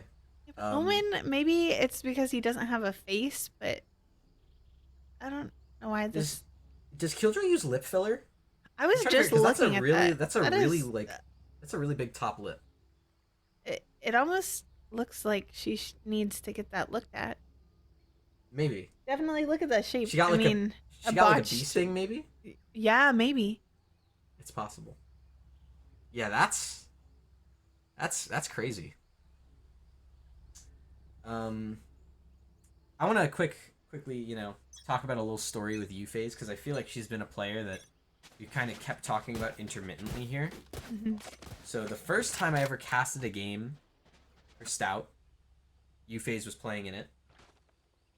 And this was back when Icebox was like still in the map pool. Okay, this is how old we're talking here. And I remember U-Phase was on the Viper. This is back when like solo controller Viper was a thing because Harbor didn't exist yet. Oh my goodness, when I tell you, U-Phase was going absolutely feral on the Viper. And I think to see her over on this Astra with this aggressive push towards A man, it's really, really strong for them. But it's, again, this fast response by Concordia out towards this C site. Breezy has to try and give it up. And Concordia, it looks like they're about to get potentially another free plant on towards the site here. Yeah.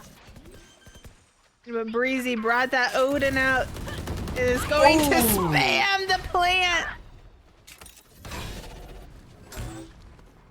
That kill doesn't come through, but the showstopper from Bart does.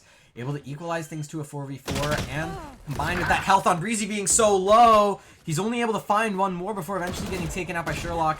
And now D Young tries to swing in. I was gonna say sneak in, swing in. It's the same thing. Bart able to secure that kill though. There's that plant eventually coming through. Stout 2v3 retake. It's only your controller's alive. Last player He's already standing. tagged down so low. Eventually goes down. Pika. Even go for this? You just try and get a rifle and get out. Looks like Pika going to try to go for it, but not going to find one. And that's what happens when you swing into 3. Concordia, one more on the board. Whatever Stout talked about during the timeout, not able to implement just yet. Not yet, indeed. Presumably, it needed to kind of come out because now Concordia are potentially looking at grabbing an 8th here. And I mean, yes, Lotus tends to skew a little bit attacker-sided, but I mean, if we're looking at like, oh yeah, you know, UW-Stout walking away with a 9-3 half, that's a little scary, you know? Like, I don't necessarily think that it's an excuse for a really attacker-sided half for Stout. It's just an explanation, really. Yeah. I've got your trail. Apparently. Ooh. Okay. Toodles somehow able to find one, and D-Young as well. What is up with these sheriff shots just as these smokes start coming up? D-Young's been really consistent for it, and Pika now here on this B site, trying to potentially Spike get some planted. sort of pick as that spike gets planted deep in that well. Oh, finally a cosmic divide out on this retake. D-Young, showstopper still in hand, decides to get committed. Ooh. Sherlock finds 2 though, and now it just leaves D-Young 30 HP and a dream. No bullets in a phantom either. The swing comes through for Jawbreaker. That's Don't die. I mean, you committed both of your available ults in that round, Stout. They Not did. much ult. And that's tough because now it's Concordia with 7-round differential and 2 ultimates to their name. I mean, the only ultimate even close, Breezy 3 away from that lockdown. But 9-point ult. yeah, I mean, it's tough. You know, I mean, it's just, you allow one team to kind of snowball, and that puts that pressure now on Stout. There. Yeah, no, I mean, with all that utility kind of being awarded in towards that C mount area, you see this full rotate over towards that A site. D-Young decides, you know what, I'm not going to really push it. I'm not going to try and go for a flank necessarily. Instead, it's Breezy, you know, having to sit here towards A, trying to get any kills. It's Toodles to find the opener, though, onto the sky of Shadow Ghoul. Now, as the sight hit comes in, Toodles, be careful you don't get your head taken off by Jawbreaker. Ooh, gets There's the one. swing, but Toodles is good for it. Endless finds a response, but with Bart and Endless both at this low HP, Stout potentially looking at the backs of a second round here. They are, but they're going to have to start working fast. Time is ticking. Going to find Sherlock, though. Oh my goodness, Bart and Endless. Player standing. It's a 1v1. Pika, do you see him? Yes, you Yes. do! And finally a second round for Stout. I mean, but it's so close. It's just one player alive. Yeah, I mean, that's rough. Because you put another round on the board with economy-wise. Concordia's still in a great position. And not so much Stout. You know, it's great that they were able to win and able to put one more on the board, but they're going to have to start doing that with a little bit less of you know, I don't even know what at this point what to say. I think maybe the mental fatigue getting to them after losing so many rounds, and I understand that. But Stout's a good team. And they're just allowing these little mistakes to add up, and Concordia able to snowball those into round wins. Snowballing them indeed, but UW-Stout, I mean, they do still have a chance here to look for a 4th round, potentially 4-8 half, but Bart starting us off here in round 11 with a kill into D-Young. At this point in the round, it looks kind of scary. And that satchel out, it's going to separate Pika from the site, forces him to give it up. Yuffie's now the sole defender of Waterfall, but that spam from Sherlock just looks too good. Spike And planted. then now a lockdown out to delay even further. Yes, Toodle's able to find a pick onto Shadow Ghoul, but at this point, I mean, how much can you really do here? There. Yeah, I mean, it's tough, and I think the time has just been Stout's biggest enemy. Last player standing. Oh, that Ooh. swing from Bart is just too clean. Toodles can't get it done either. Now, at this point, Stout, you're down Last round before the 2-9. switch. I feel like you need this third to even still have a chance in this map, right? Absolutely. I mean, no doubt about it. Because I mean, let's run through the scenario that they end this half 2-10. Now you think, okay, if my opponents can get that many on their half, surely I can as well, and that's certainly true. These are close teams, but you know, again, and then if they lose pistol again, I mean, Yeah, I think like that's a 2-12? I mean, that's just an uphill battle, and the rounds they have been winning have been so close. No, surely not, Bart. Surely you don't clear this out from Breezy. You Oh, do. and that's a showstopper. Found 2. It's a double entry onto the site. Spike planted. I mean, yeah, Yuffie's potentially could find a backstab, but with the way that Shadow Ghoul is kind of holding, Right kind there. of preparing for it. Yeah, Yuffie saw it just very briefly. Here. I mean, Stout, what can you really get done here?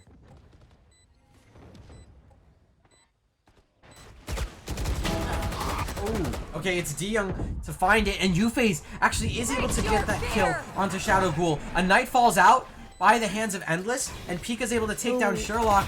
It's these Nano Swarms being committed in through Tree, Jawbreaker, and Endless both find it. It's Pika in a 1v2. Turn that to a 2v0, actually, and there it is. It's 2-10 for Stout. Oh, I said man. two too many times. Too many times, but not too many times. And now 2-10. Stout have an uphill battle, but that all starts here with the pistol round. They have to win this pistol round right here. Now remember, on Haven did come out as the stronger team. And if Concordia could put 10 rounds on their attacking half, surely Stout can as well. But they're going to have to push through so much. How many rounds do Concordia need to make it to map point here? It looks like it might be 2. Yeah. And if they win this map, it prevents a 2-0 from Stout. It does, and if they win this map, that means whoever does win at the end of the night puts 2 wins on the board. Yeah, it'll have to be a 2-1. 2-1. Speaking of, D-Young sent out, I was going to say 3 bullets, but then it just became a lot more than 3. So, but that alarm bot and all of the Killjoy utility towards that C main entrance gets completely destroyed. So that's going to kind of prevent a bit more insecurity out from the side of Concordia. You're going to see Bart forced to stay there as this kind of lurk and this, you know, baseline A main control from Pika still continues to really be a factor. Oh, there's the spot. It's going to start calling those rotations, and Endless already on his way. As more and more utility gets used, as more and more footsteps get heard, I think this A commit is where Stout want to keep it. The rotations from Concordia are already here. Young satchel on site and is going to find Endless. Whoa! planted. It's That's the pink shells that crazy. take out D-Young. And Jawbreaker and Bart each able to find one on this retake as well. Now it's a 2v4. If Bart goes into this at the wrong time, doesn't matter. Toodles took out the guiding light. He's able to find it, but his Jawbreaker just continues to hold. Breezy can't find the kill. He does eventually want to fall, so you don't carry through the ghost. Shadow Ghoul gets it. But I mean, a nice shot, nice consolation shot that Breezy was able to hit here, and our worst fears have come true. UW-Stout stay at 2. I mean, I really think a win condition for them was that first pistol round. For sure. I mean, and a 2-10 scoreline already hard enough, but I mean, they really can't allow any more rounds to slip by them going to make that call to force up, and they absolutely need to do that, but now, where's the Stout we saw on Haven, Angel? On Haven? On Haven. Are they still on Haven? Yeah. They're still on Haven. Yeah, this is Lotus, guys. They It's did not look Haven pretty anymore. comfortable on Haven. They did. So So I maybe, don't blame them for wanting to stay. yeah, but Bart on this retake, Oh. able to find that first with a Phantom, doesn't clear out Toodles, and Toodles is able to find And 2 the with the Ghost. Ghost. The Ghost goes huge, and now DeYoung with the Stinger, looking towards stairs, potentially trying to find something. Shadow Ghoul forced into this little corner of drop. Drawbreaker's able to find 1, but Pika and DeYoung respond. It's now Shadow Ghoul 1v3, make it a 1v2 after a pick onto Breezy. Goes the way of Concordia. Pika finally able to close it out. The 4-spy works. UW-Stout stay alive, and there's no more 2s. It's UW-Stout on 3.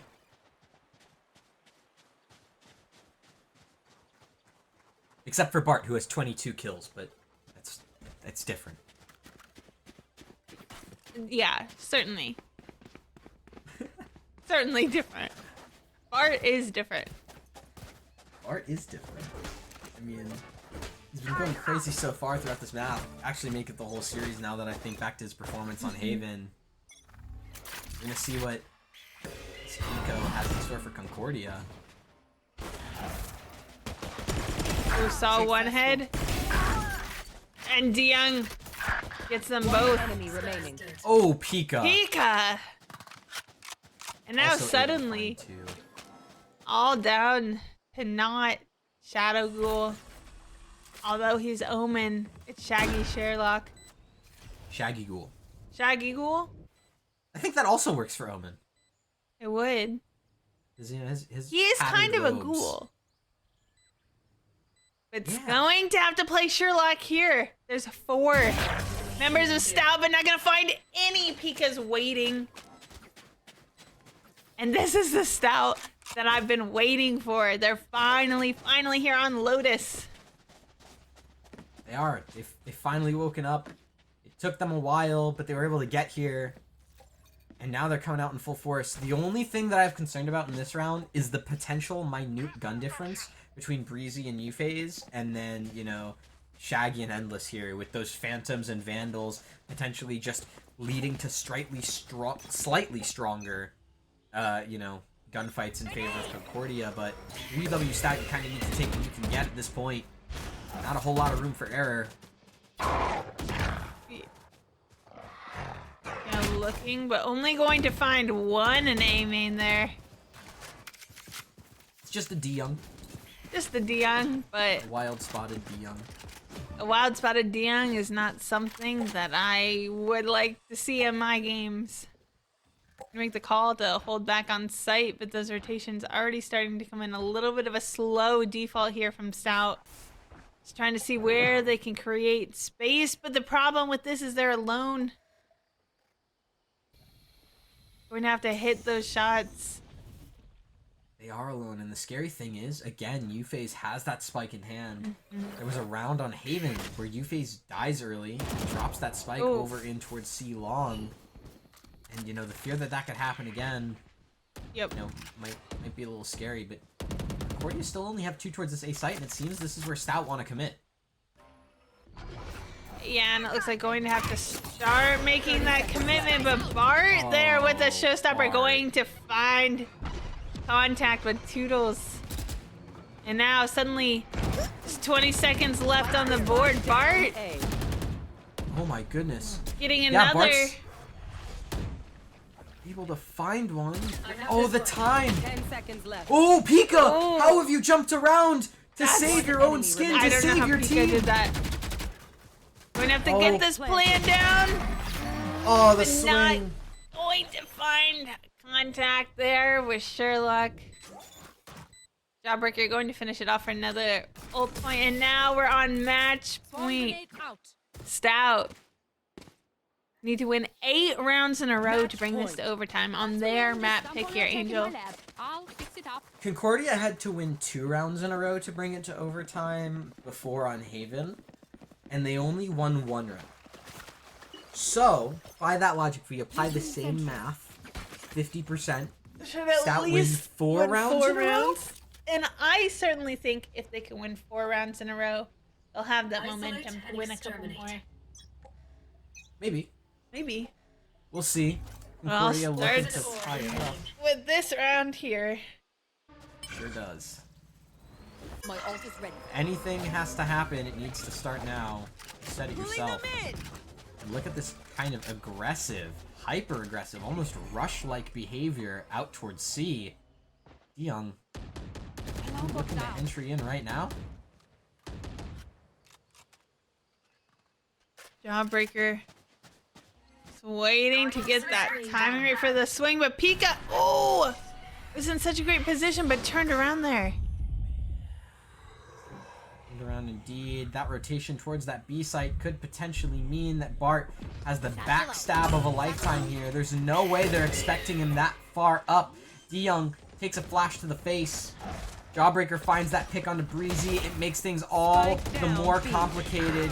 Sherlock finds U-Phase. Toodles and Pika each respawn back to make it a 3v3. Bart, flank not found yet. It's now been revealed, and it's a 3K out from the Rays to bring it home for Concordia 13-4. For 1-all.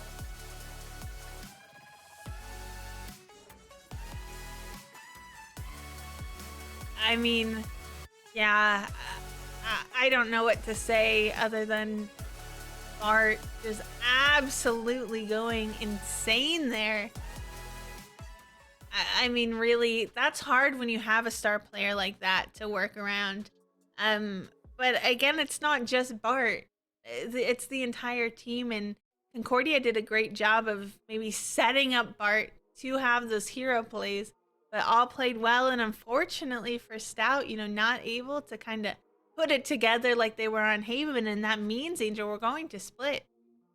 We do take things to split.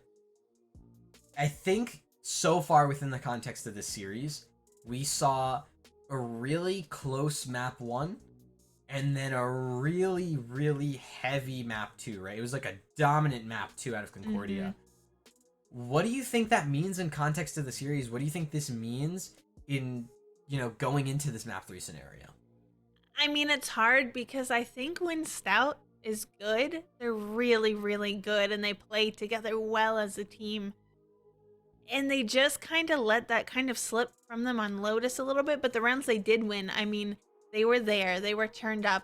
That's the Stout I want to see, and if they bring that to split, I have no doubt that they can just kind of run through it. But, I mean, Concordia seemed to take that first loss on Haven personally and completely turned up.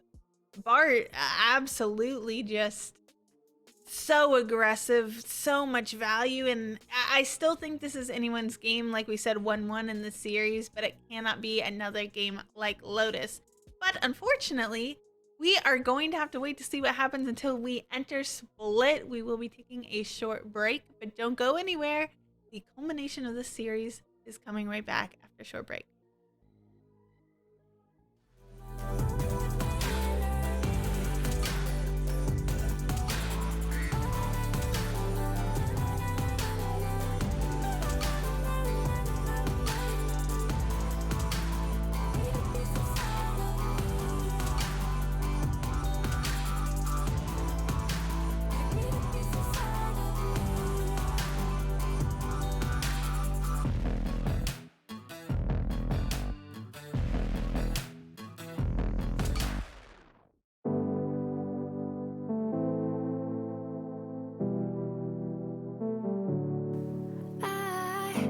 It's funny how my heart is wired. It doesn't make any sense to me. But who am I to question my feelings? I'm leaving you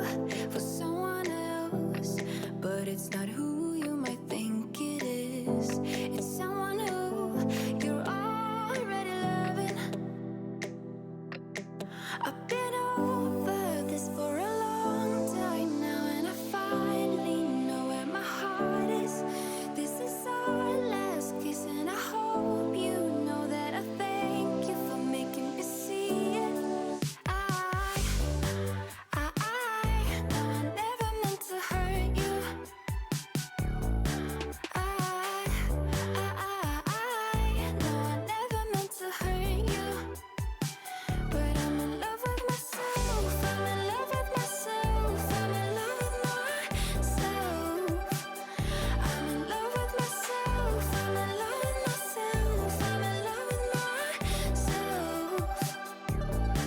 I want you to know I won't let go, even if I couldn't love you back the same way you've been loving me always.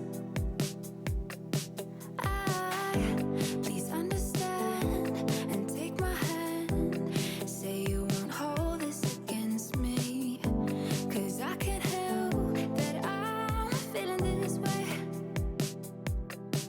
I've been over this for a long time now, and I finally know where my heart is. This is our last kiss, and I hope. Welcome back. Oh, Jinx. Jinx. Okay. Jinx. You know what? Okay. We're just showing you what it looks like when two teams are so close that they're almost the same, which is what we've been seeing in this series. We're now getting ready to go to Game 3 of the WVAC Summit semifinals with Stout versus Concordia. Now, the loser of this team this matchup will be making that run in the lower bracket. But, this is all or nothing. These teams are fighting for the honor of Wisconsin, and there's that, land coming up that only 4 teams are going to make it to. So really, really important to put in a good showing here, Angel. Yeah, you want to put in a good showing in between these two teams. Map 1, super, super close. UW-Stout able to take it 11-13 all the way in regulation. And then in Map 2, it was Lotus. It was Stout's own map pick. And they weren't able to take it. It was a 13-4 loss on their own map pick. No one was expecting it, and now Concordia have brought themselves into this map 3 of Split, into this decider. I mean, we should be able to hop into agents pretty soon, but what do you think in terms of agents? How does Stout come back into this series? Yeah, that's tough. I mean, on paper, just this series, Concordia have more rounds under their belt, but Stout had that dominant run through the groups, undefeated thus far, and I know they're not looking to end that streak here. And we've seen throughout map 1 and 2 the difference of a double controller versus a double initiator, and what that means and how you can play. And Split is just a completely different map from both Lotus and Haven. I'm interested to see what kind of agencies teams go with, because that's going to determine your playstyle as a team, but also how you're going to be able to deal with what your opponents are bringing to that table, Angel. Yeah, it's what they're bringing in here, and if you're not really ready for it, if you're not calm and prepared, we talk about Breezy, the IGL for the squad. I want to see a change up of how this defense has been played so far, because so far the defense, especially when it was Lotus, was very emphasized on pushing D-Young into really deep angles and then trying to funnel the rest of the players, funnel Concordia onto one specific site or the other. I don't necessarily think that works here on Split, especially because we saw Bart just making a mess of that defense from Stout, and they're back on the defense yet again. Stout just, they couldn't keep up with Bart just entering in, and it seems that it's going to be mirror comps out from both teams. Yeah, double it does. initiator. Just waiting on a couple more players from Concordia to lock in those agents. But yeah, it is a mirror comp, and that does mean Stout now running the double initiator. And I have to say, I love this team comp, especially for a map like Split. I'm excited that we're seeing that Cypher come out. And now we have that breach to work with. I like what I'm seeing. It's really fun. And, Mirror Comps kind of will bring it down to the wire when we're talking about this map 3 in the series as to who's the better team. We're going to find out right here. Mirror Comps allow us to really just compare and nitpick play styles given the same constraints. Yeah, now you've inspired me to nitpick as much as I can. I'm gonna do it every round. I'm gonna say, that smoke was slightly misaligned. That tripwire was slightly too low. That's exactly what I'm gonna do throughout this entire map 3. Just really try and get nitty gritty into the details here, because that's what feels like has been the difference throughout both maps. It's just been the fine details have gone one team's way or another to really get those rounds over the board. We'll see what Stout can do. I mean, this isn't as much of a kind of one-note play style as it was on Lotus. So maybe there's an argument that Stout can really be a bit more flexible with how they choose to play this defense. And that means, it's less readable for Concordia. And Bart can't just entry onto the site and kill 2 every time. But he can sure try. He probably still will. I mean, let's be real, Bart has gone crazy so far and shows no signs of stopping, so... No, I mean, I think, and I don't know what that comes down to. Is it just Bart having an incredible day? Is it the team setting him up for success? Is Stout having an off day? Because, there's been games where I've seen the same thing from a player like DeYoung, from, it looked like that was Toodles as well earlier on Haven, so... Hawk out! Corrected on Haven, and Bart stunned up. The paint shells take him out of this pistol round early. We talk about how precious that utility is on pistol rounds, and that's a great way to start using it.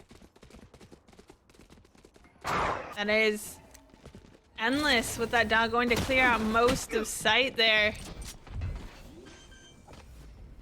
A plant comes through. There's Spike numbers planted. on the side of Stout. So Concordia, 4v5 retake. What can you do with it? It starts with a kill by DeYoung onto Jawbreaker. So not exactly what you want to see. That paint shell, also not exactly what you want to see, is DeYoung just, having a bit too much fun. One enemy remaining. It was a very, very clean retake from Stout. Flawless. Flawless, in fact. Gun here. No one died.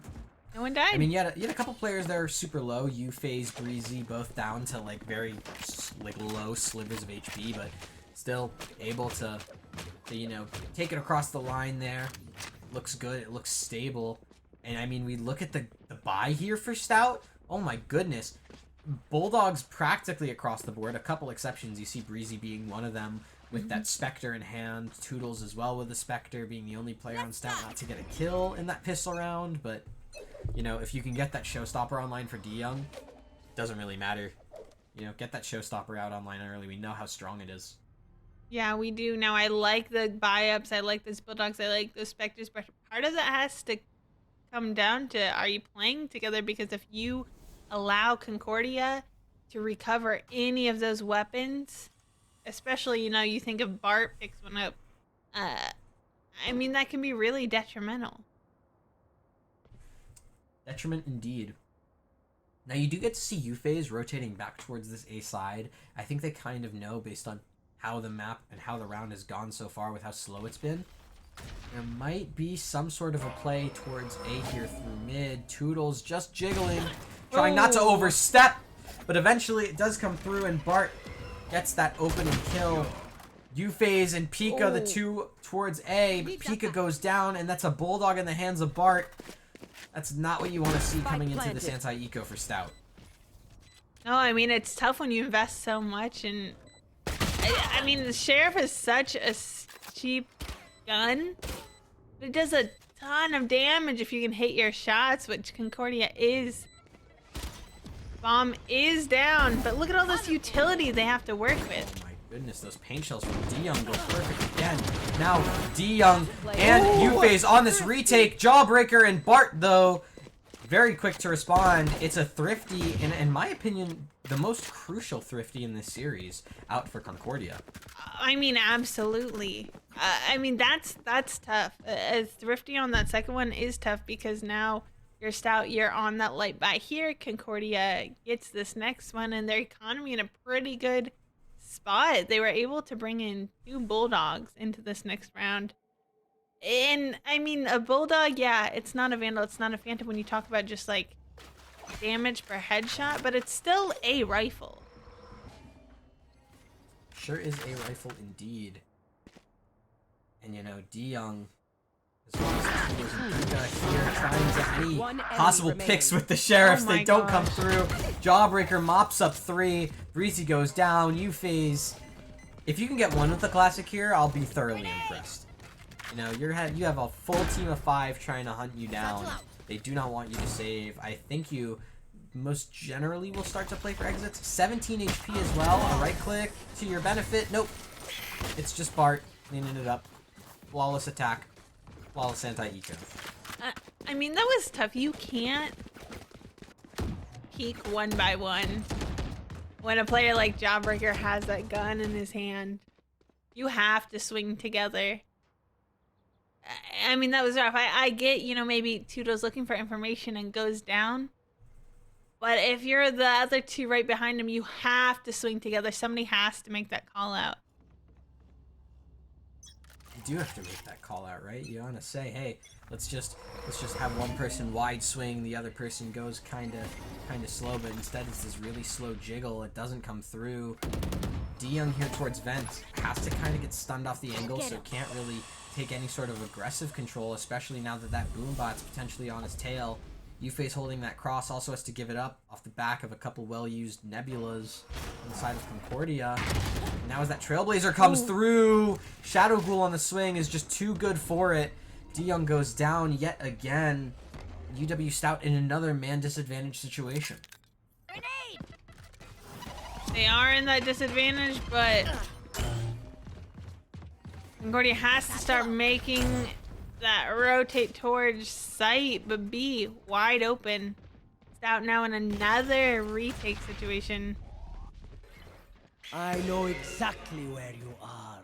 Neural Theft coming out from Concordia. Right there. UFaze trying to get stuff together. Breezy's able to find the opener, and that swing off the flashpoint from Pika goes so nicely, but Jawbreaker with 2 puts things firmly back in Stout's hands. Bart's with a spam on the blind. Finishes it out onto Toodles, and it's another save out from Stout. Concordia's up 3-1. Jawbreaker just kind of turned it up here on Split. 1 second, peeps. I gotta visit the Astral to play some stars. We are on a quick little tech pause here. I chewed through the server wires, so forgive me as I've disconnected a couple players. He was a little bit hungry. I really was. It's been a long while. Yeah, it's about 9 p.m. here on the East Coast, so haven't really had my dinner. So, you know, I got too hungry. I ate the wires. They tasted really good, in case you're wondering. Thanks for asking. While we are in this room, I just want to remind everyone that Valorant Game Changers is happening. If you want to see more girly gamers like UFaze in Brazil, That's true. maybe we'll see UFaze there one day. I believe How cool would that be? I believe UFaze can do it. I believe. It's definitely doable. It's doable. UFaze my goat. UFaze. Or we just see UFaze in like actual VCT, not even in Game Changers, just True. VCT proper. Or both, maybe even. Why one or the other? Yeah, I believe. Just both. Game Changers champion, VCT champion. Game Changers, then Challengers, WVAC then champion. VCT. You know, UFaze it's all my possible. goat, my champ. It's all possible, but for now, they have to get over the hurdle that is Concordia, as they have been stomping through this map so far. Toodle's still not back yet. Did I eat his power cable as well? Is that what I did? Maybe. Yeah, I did.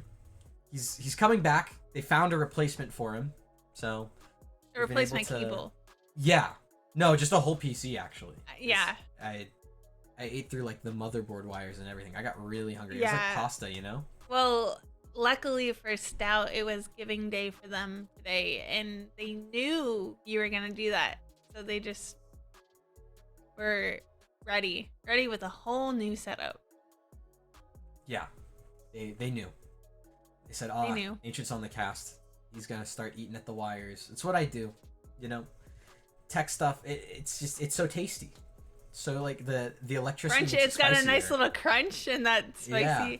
Well, actually, though, for those of you watching this WVAC summit right now, if you're interested in giving back to UW-Stout, they did have Giving Day today, and I know if you follow them on social media, you can find ways to give back. But UW-Stout's not the only team you should be following on social media. Why don't you go ahead and give Concordia University a follow as well? Yeah, it might be a little bit longer. I found out that their replacement cable for Toodles came from someone else. So then you They're took playing, their like- cable. I got it.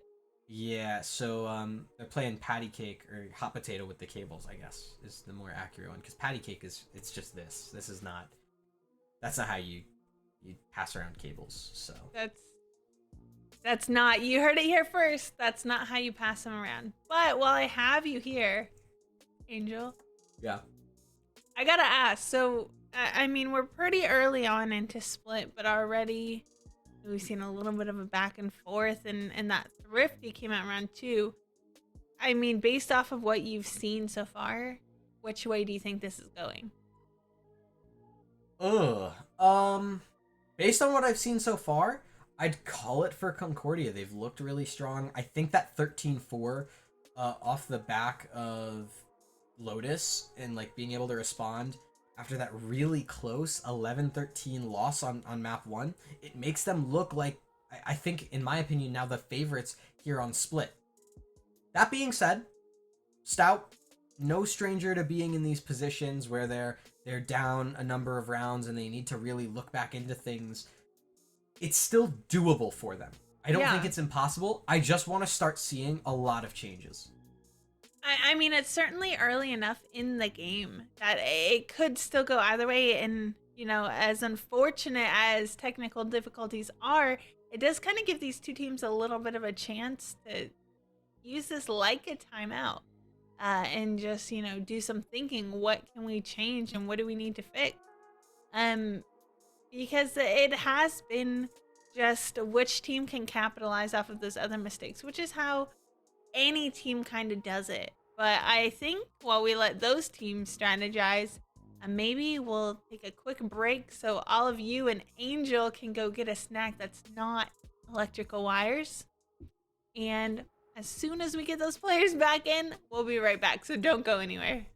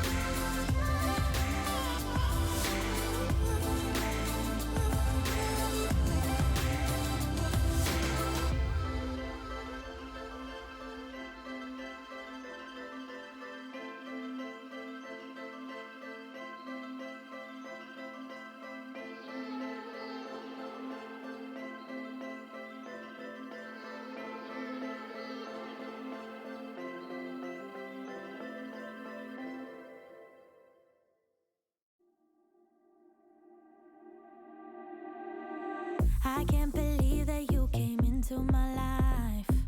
You made me feel again. Now it's my turn. You say you've always been a little bit shy, but I can put an end to your fears. Let me show you a place where you gon' wanna move your feet until they start to bleed. DJ, take it away. Tonight is all for you and me.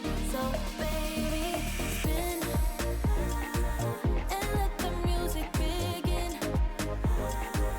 I know you feel it within. So go ahead and just spin, just spin for me. Won't you spin?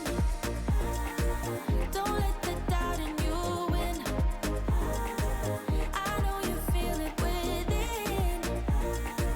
So go ahead and just spin for me. Won't you? I know it's hard for you to. Angel, did you get a snack? I did.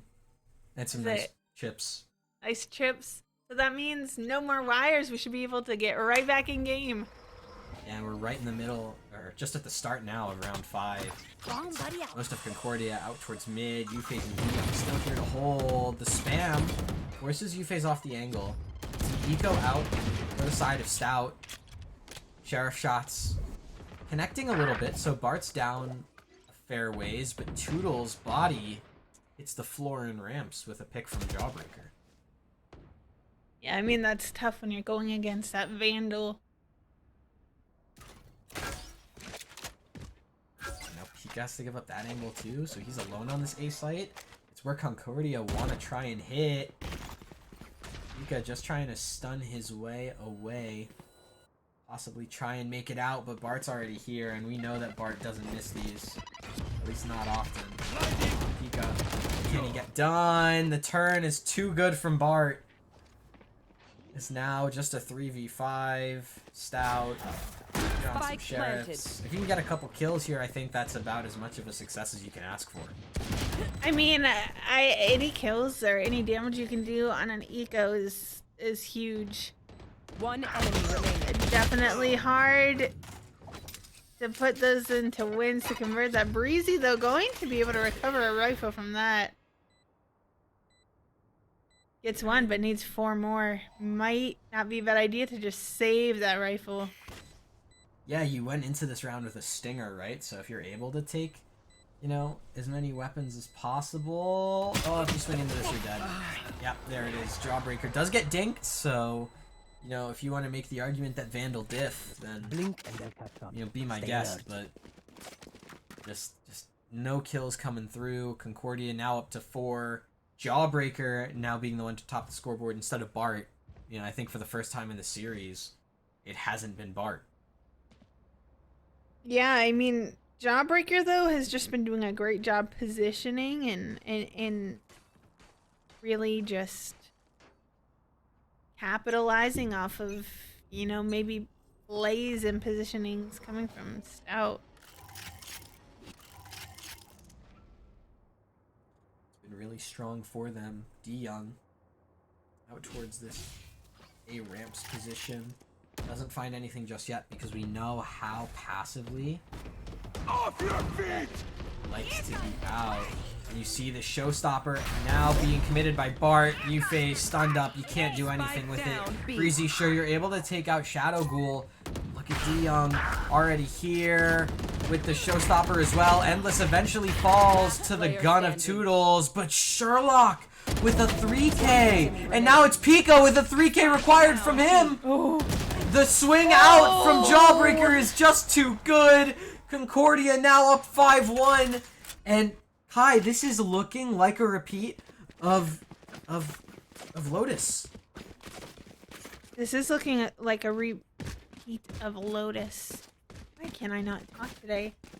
Again, you know, still early enough that if Stout starts to turn up right here, they can do it, but not looking too hot from them. Concordia going on an absolute tear. Only losing that first pistol round, which, you know, pistols can go really either way, and I oftentimes don't even count those when you're trying to think, but Stout looked so flawless and played so well together in that first round. Come off it. D Young goes down. U-Phase as well. It's a double entry out from the Rays player. Breezy goes down in towards ramps. It's Jawbreaker again with one of his own. Toodles has a judge. Pika. Does Pika have anything but a classic? Maybe a sheriff? I don't remember. Well, Jawbreaker's about to find out. It's a sheriff. And Pika, are you able to get the stun off? No, you're not. It's a jumping judge from Toodles. And, oh, okay, never mind. It's a Bulldog out from Pika. Able to secure that kill. But at 1 HP, Bart, the headshot was not needed. That was not necessary, Bart. Grenade! Oh, surrounded by minha familia. We won't lose. And a timeout from Stout. I mean, I definitely think they need to invest this time out here. Just to try and reverse momentum, like get something done now that they're on a full buy.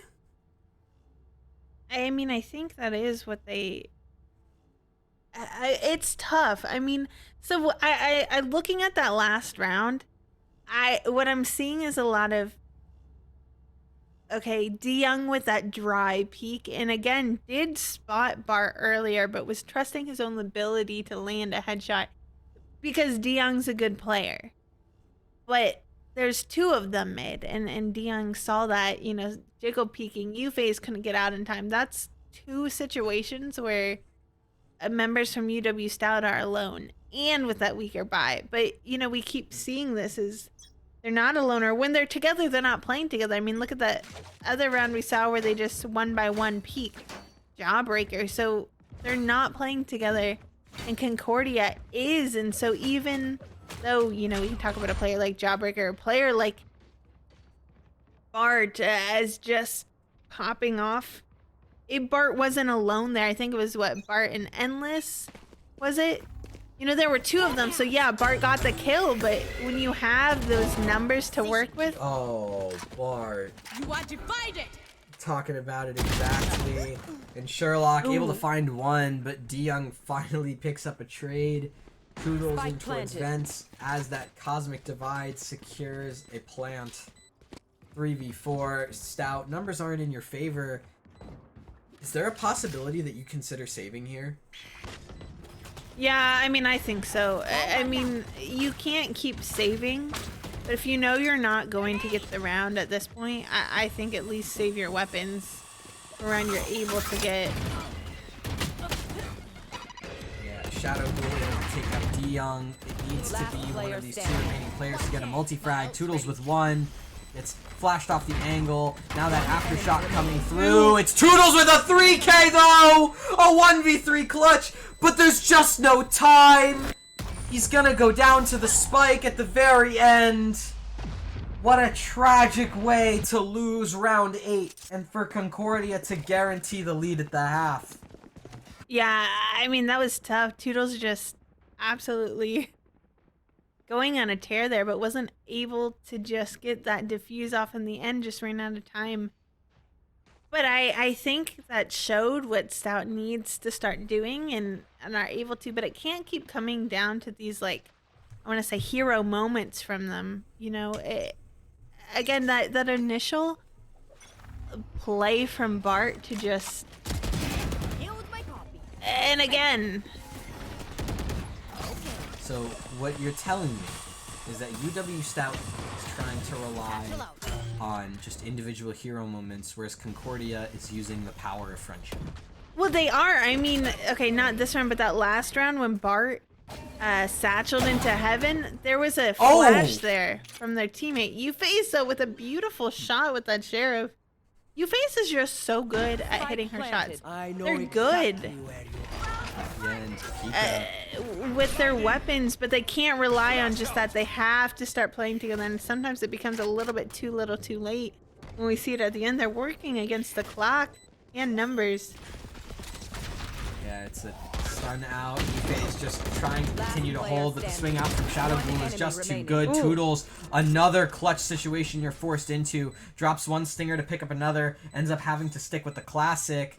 It's taps on taps on taps, but this time it's a stick out from Toodles. They're able to get it. Everyone goes down, but you don't care. You've clutched up the round. Toodles got it, and if I remember correctly, that was a save round out from Stout. It was a save round. And then, well, they kind of did a little bit of a half buy, but they're able to buy up again here. Breezy bringing out that operator. And put a round on the board. Who said? Certainly I never said that. Because I never Breezy, said this. Breezy out here with that operator. Something that I like. Sorry, continue. Oh no, you. What do you like? I like that Breezy's not just playing deep onto a site anymore, and I like that he's playing for a albeit with an Ooh, that's the spam, rough. though. Just goes a little bit too wide. It's and Breezy because they play falls. together. It's because Concordia is playing together. Yeah, I suppose even if you got it. Okay. And of course, on the other side of things, Breezy and DeYoung now able to collect. That stun, though, it's going to allow for a chase out from Endless, but Ooh, DeYoung doesn't DeYoung. care. The headshot goes good. Maybe that clutch is all they needed. That stick was all they needed. Blueface here towards B. Collects 2 picks. was so It's a pretty. flawless third round to respond. The thing I was going to say, and the major reason that I like Breezy going towards mid, is actually because Euphase does her best work when she's in those deep sight anchoring positions. When Euphase is playing that A anchor or that B anchor, that's when she's able to do her best work. When she was playing out towards mid, it just didn't feel like her right position. And that proved my exact point when she's able to just collect a clean 2K on those 2 players from Concordia running out onto the B site. I definitely agree. I mean, if there's any player of this team I want in a clutch situation, this is a little bit different than playing deep sight. But going off of that, it's U-Phase. And the thing also with Cypher is that Cypher has those global utility, right? So he can put his trip down and he can go wherever he wants. Ooh, Rolling Thunder out by Pika, but Euphase and Toodles each able to find one on their own. Toodles now trying to bring out that Trailblazer, buy even more time, make more distractions so Pika can get even more kills. It's a smoke down in the middle of the site just to keep Pika alive a bit longer. Jawbreakers finally finds Toodles. The swing out from Pika is too good though. And now it's all into Sherlock. Yes, you found that first onto Euphase, but it's a 1v3 still required from you.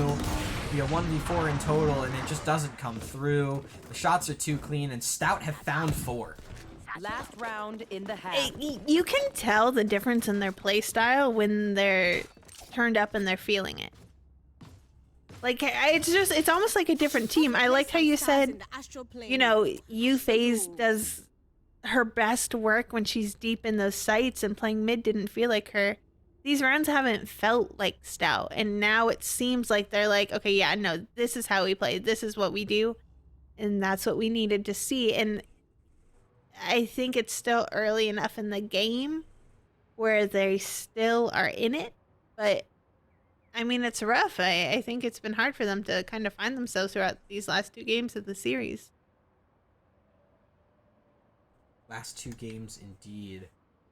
And now, you know, in this last round of the half, this timeout from Concordia, at first you might think, oh, well, they can't really get much off of this. You know, it's only 1 round, but that 1 round is the difference between a 4-8 half for Concordia or a 5-7 half. And that 2-round lead is all it takes to push a game over the line.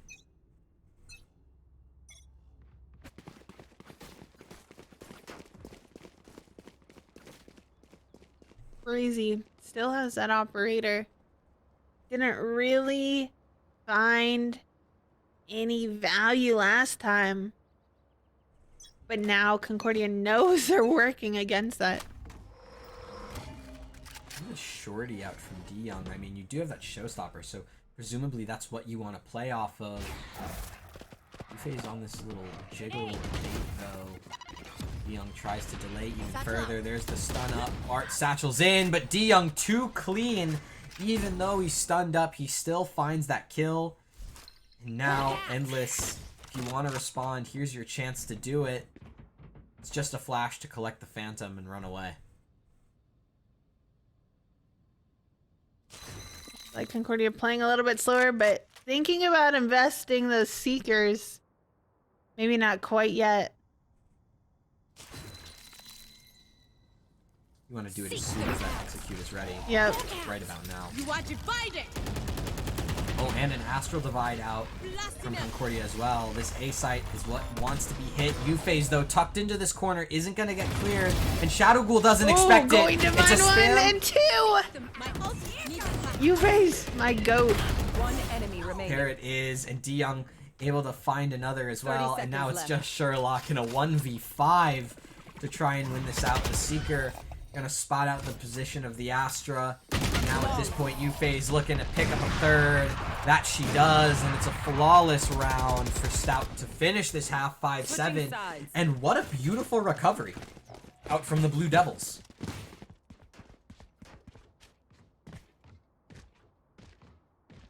That was nice.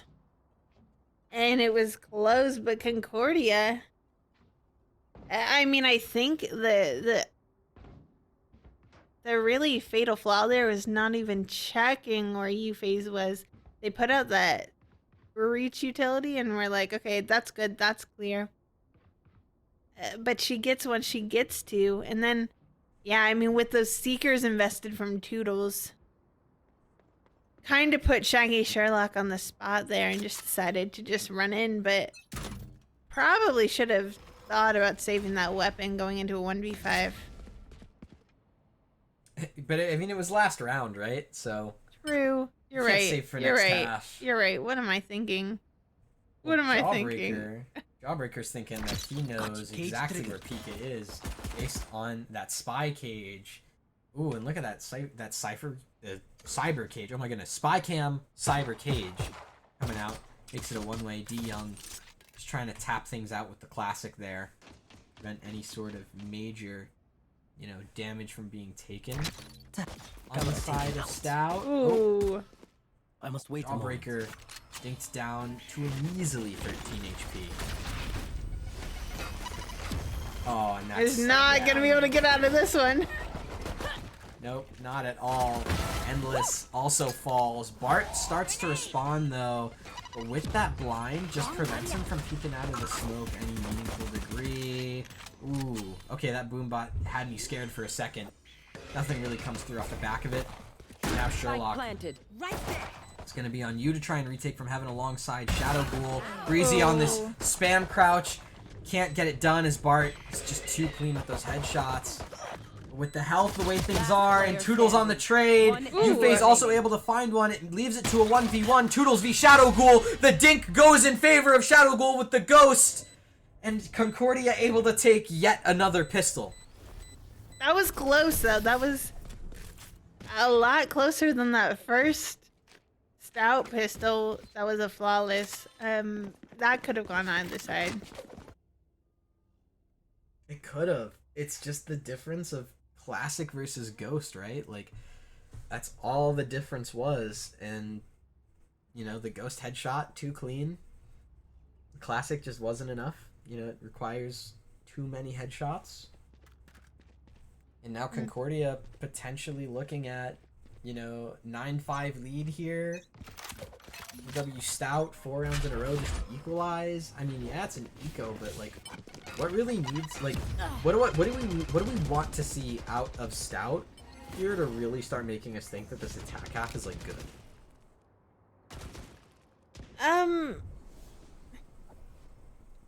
Yeah. Spike This is almost down tough A. because it's really at this point just coming down to gun differences.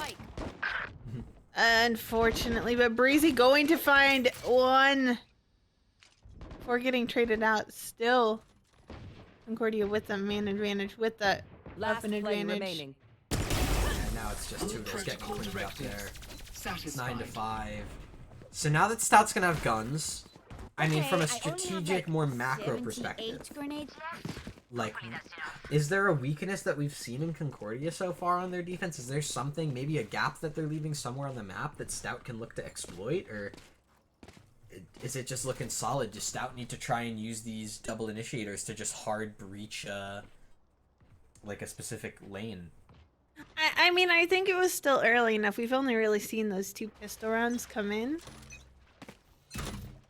But I think this round here will be kind of telling of kind of where the gaps that they need filled are.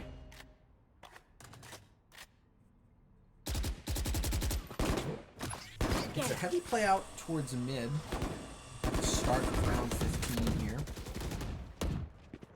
It's Dion starting to take a couple peeks in towards that mail room. Bart has to kind of concede that vent control. Blinded. Now as all these various nebulas are being put into play, Endless gets stunned up, has to try and give up that first, you know, angle of having control. Towards that B side, Breezy stunned up by the Nova Pulse now. I mean, it's been so much utility traded back and forth, and Stout have almost no control as a result. They're gonna try and pivot A here, but it feels like it could be too late. I mean, just over 30 seconds. Oh, Sherlock. Those shots were a little 30 scary. seconds left. I mean, eventually Spike Endless is down going to be able to A. find it on the Bulldog, and that spike dropped by U-Phase towards A main. Pika has to try and dig his team out of what feels like a nigh impossible situation. I mean, Toodles is able to find that first pick, but at that point, the peek in from Endless goes solid, and Pika, you're just not able to find the rest. So Jawbreaker cleans it up, puts Concordia on double digits. I mean, I hate to say it because they are now down by 5, but I probably would have saved at that point. You have like 14 seconds left and you're in a 2-4 without bomb. At least try to bring those rifles into the next round. I mean, this is tough. They're down by 5, and I know I've been saying this, but I can't stress enough how important it is to play together. Because Concordia is able to do that. They're not only are they swinging together, but they're using their utility together. Yes. Stout, just not quite on that caliber yet. No, it feels like, you know, these kind of coordinated plays have yet to be super polished. This flash into the Nebula could start things off, though. Breezy picks up that kill onto Sherlock with a stinger. Dion now trying to just run it in towards tower off the back of a guiding light and a paint shells. The space finally being awarded towards Stout. Trailblazer gone as well. Endless. No way you try and keep that, right? Not right now. Especially not with a boombot headed your way. Now, Spike down Jawbreaker, B. you found that first kill and that second on both players in towards Garage, but D-Young trying to claw things back, trying to make things even odds. Paint shells out to try and cross. Satchels away as well. It's a cyber cage out from Breezy to try and get something done here. It's 20 seconds left on the timer. Breezy, the aftershock, he's still alive by some miracle, and D-Young's able to find the pick onto Endless. It makes it a 1v1. Yes, Shadow Ghoul, you've gotten that kill onto Breezy, but there's still a D-Young on the other side. Drop down. If D-Young doesn't predict it, you've got the headshot, and now Concordia's on to 11. Hey, is it? Yeah, I mean, that was a good round, especially for, you know, a little bit of a save, but at some point you can't keep having close rounds like that, Angel. Not at all. It feels like that round it's highly contentious, and like, yeah, it was an eco out for Stout, but when you get it to that point, when you get it to a 2v1, like, it just feels like it shouldn't slip away from you. It shouldn't, and it's so hard because Stout is a good team. And look, I like this execute coming together. D-Young with that showstopper not able to find anybody, but Toodles and Pika finding some of their own. Jules and Pika have been like the unsung heroes of the series. We Spike talked planted. about DeYoung, but the series that these two new like rookie players have been having for Stout have been just going so huge. Sherlock is going to be on this flank, but is forced to break the tripwire, and Breezy's been here the whole time. The spam, Sherlock has to be made sure that Sherlock is there. Okay, Breezy can't afford any sort of, secondhand like, embarrassment. Oh no.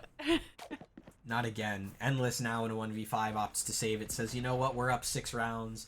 I'll let it become a 5-round lead if it means I can keep my precious rifle in towards round 17. Yeah. It's gonna be another flawless on the board there for Stout. But still, 5 rounds separate them from Concordia. And this is map 3 of the series, so going to have to start having rounds like that and allowing Concordia to have that much of a snowball. It really means that their economy isn't affected too much. If they're able to put one more on the board here, though, and kind of put a dent in that and start to have a little bit of a snowball of their own. But Concordia only 2 rounds away from winning the map. They are only 2 rounds away. And I think part of the scariness of that is that, You are divided.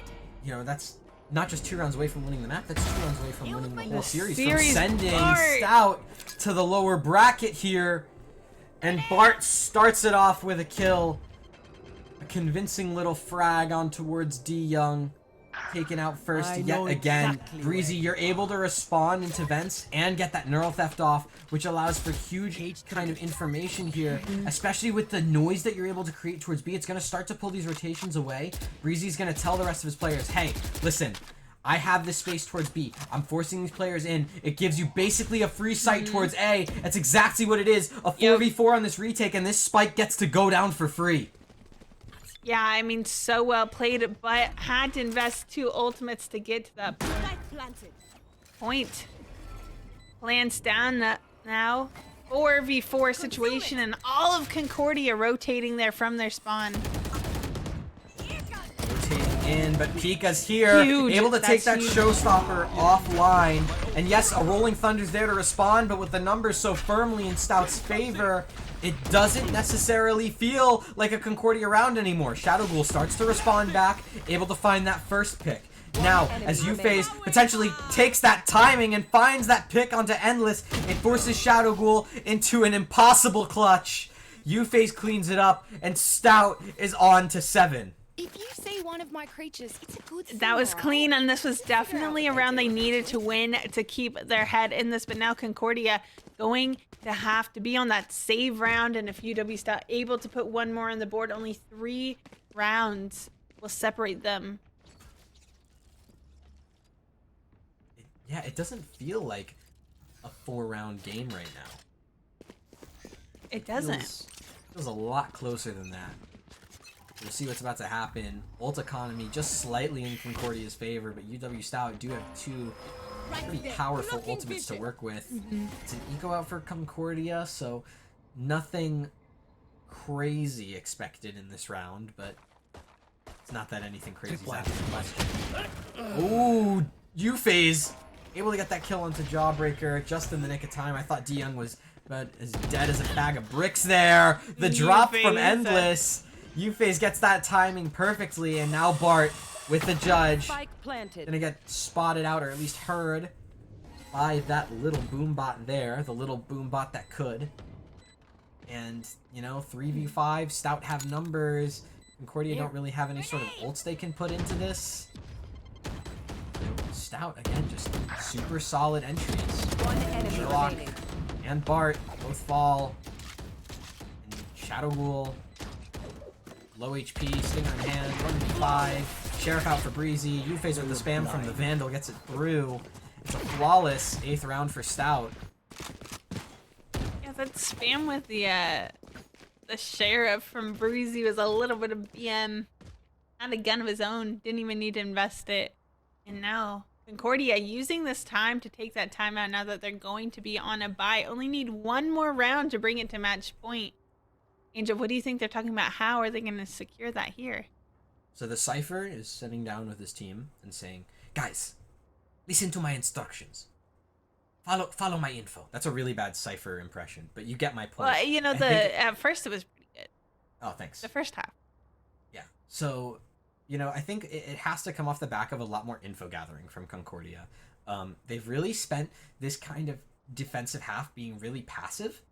And so if you're Concordia and you want to try and fix this, you want to close things out, it has to be off the back of potentially getting a little bit more aggressive, trying to find more information with those guiding lights, with some potential pushes out from a player like Bart to clear out some space, allow for, you know, a little bit of extra room so the rest of your players on Concordia can stack, you know, no pun intended, but accordingly to where the pressure on the map is located. Yeah. I mean, I think you nailed it right on the head. And even now that they're on that full buy, still have a couple players with that light shield. And Stout doing a better job of playing together and using their utility together. Yeah, and I mean, you see Dion able to try and take a deep ramp control even in towards heaven here off the back of a fault line. Bart, though, still able to find that first pick. Yuphase and Dion very quick to respond, though. Puts numbers back in Stout's hands. And this gets easily read by Dion. Right, Sherlock's taken out of the round. The paint shells bounce to buy even more control in towards heaven here. It's 3 players on the site for Stout. Dion towards heaven. It's actually 2 players on the site. Toodles is towards main. But now, I mean, Dion, even if you die here, surely you just look to buy some time. Make sure that these players are constantly wary of what's going on. Pika with the kill. Dion, now perfectly timed swing with Toodles. They're able to take that 2v1 and bring it 9-11. Stout, don't call it a comeback just yet. No, I mean, that's exactly what we've been saying. I mean, Dion there in vents, you know, down to 20 HP. I like that he got that info and didn't try to ego peek that. You know, you don't have the health really to work with that. And I loved the call, you know, whoever made the call, having to still deal with that vents player and peeking together, swinging together. If they had the numbers, that's what they need to start doing. That's what they did here. It's like a whole new team we're seeing. Here. Yeah, this is the UW-Stout you wanted to see from Haven. This is the UW-Stout I wanted to see on Lotus. Yeah, it's the UW-Stout we never got here on Split. It took them a while to find their form. Feels like possibly a return to what we know Stout for. Paint shells out, just to try and clear out some space. Buy a little bit more information. The side of Concordia. Oh, that lineup is so good. If Endless just shot right there, Breezy's out of the round. He's mauling. Instead, it's Dion with a satchel in and a double entry to find the B site for UW-Stout. And now at this point, Bart, you've got that judge again. You're jumping around. You're ready, and you found that kill onto Dion, and you found yourself a Phantom. But Pika, so diligent on the response. It makes Shadow Ghoul start to take a step in with the Phantom. But with no kills being immediately brought over, Sherlock with a Sheriff maybe just tries to play for exits as Shadow Ghoul possibly considers the idea of saving. But as I say that, there's the peek for Toodles to get the kill. And now there's no point in Sherlock even, you know, playing for exits. Just try and get a kill. Try and die here. That's a flick missed. Breezy able to secure double digits for Stout. It's 10-11. And now, I mean, if you're Concordia, things are getting real dicey. Yeah, I mean, Stout did a great job of, like you said, finding their form and running with that. Concordia has that bye here, but really, really needs to win this one here because Stout, even if they lose, can buy next. And now suddenly a map that has been completely dominated by Concordia, only 1 round stands between them two. Only one round stands between them indeed. D-Young, double satchel out, showstopper in hand. Out onto the site, looking to tie things up. A Trailblazer stuns him out. Showstopper goes wide. U-Phase planting the spike, but Pika's life goes down, and Sherlock never cleared out on the site, finds 2. D-Young able to start to respond here, start to bring numbers back in favor of Stout, but Bart immediately trades back. Toodles gets another kill for this team. Stout trying to find their way in it. Even still, Jawbreaker on the swing, able to find Breezy, and now it's a 1v1 for Stout to take it to 11. Toodles goes huge, and it's 11-11 tied up. We're going all the way in regulation on map 3. Now for the first time since round 2, we have a tie game, and Stout has that gun advantage, could look to take the lead here for the first time since that pistol round so long ago. Yeah, and I mean, the buy from Concordia is not great. Jawbreaker on a Marshall, Bart's back on a Judge, Shadow Ghoul, the only person with a rifle, and it's a Bulldog at that. It's going to be some sort of crazy play. I mean, Showstopper is still available for Bart, so maybe that gets used somewhere in this equation. I must wait a moment. But a Rolling Thunder available for Stout. And Pika, he's been solid so far on the breach. I wouldn't imagine that it'd be stopping anytime soon. Yeah, this is tough though. Going to find the one there, but if they start to make their way towards heaven, Bart there with a Judge, but looks like attempting to maybe take this towards vents. Yeah, I mean, this backstab from Bart could be really crucial here. Oh, in mail. If this gets cleared out by the Boombot, which it doesn't. Oh, Bart, you might be able to steal away this game with a 2K on the Judge towards mailroom. It forces these 3 remaining players from Stout to reveal they're going B. They have to try and commit here. I don't think there's enough time to call a rotate. Yeah, no. Concordia have the read. Stout, you either have to full run it and find some insane levels of kills potentially through mid. You're gonna have to try and clear out Sherlock, which just isn't happening. Bart picked up that Vandal, has gotten 3, make it 4. Could it be an ace to push Concordia to series point? Yes, it can! Bart finds series point for Concordia. That was a huge round for Concordia and a huge round there from Bart. Being able to just, that discipline, saw the gun from Breezy just peeking out and waited until D-Young also there. That Boombot not clearing mail all the way was such a huge obstacle for Stout to overcome with, but Bart having that Vandal in his hand. I mean, could you think of a worse scenario for that round for Stout? No. No, I can't. I mean, that's just so tragic on so many levels. And the worst part is, Breezy saw him. Like, Bart waited so long, so Breezy turned, looked at him, saw him with the Judge, and just like that, it was over. That round ended at that exact moment. The second that Breezy turned and saw Bart just staring at him the whole time, oh, it's so tragic. And it was hard because, I mean, the Judge, especially that range, is such a powerful gun. That trade wasn't able to come out in time, and Bart just picked up that rifle, and that was it. And like you said, didn't have enough time to do anything else. Didn't really have the need to save the guns because they're able to buy up here. And this is the last round. No matter what, either it goes to overtime or Concordia is going to take this series. And I mean, that info is huge. You can see Concordia already stacked 4 towards A. That Rolling Thunder finally being committed by Stout, but look at Bart here with the Showstopper. It goes a little bit wide though. D-Young isn't dead just yet, but Bart and Shadow Ghoul have immediately mopped up everything, and Sherlock takes it home. Concordia have beaten UW-Stout and sends the Blue Devils down to the lower bracket 2-1. Yeah, I mean, that's tough. That's a tough loss. Really, I thought that reverse comeback was was coming through, but I mean, in the end, just not able to convert just that momentum into some round wins, but did a great job. You know, I think they just needed to find that foothold a little bit earlier, but congratulations to Concordia.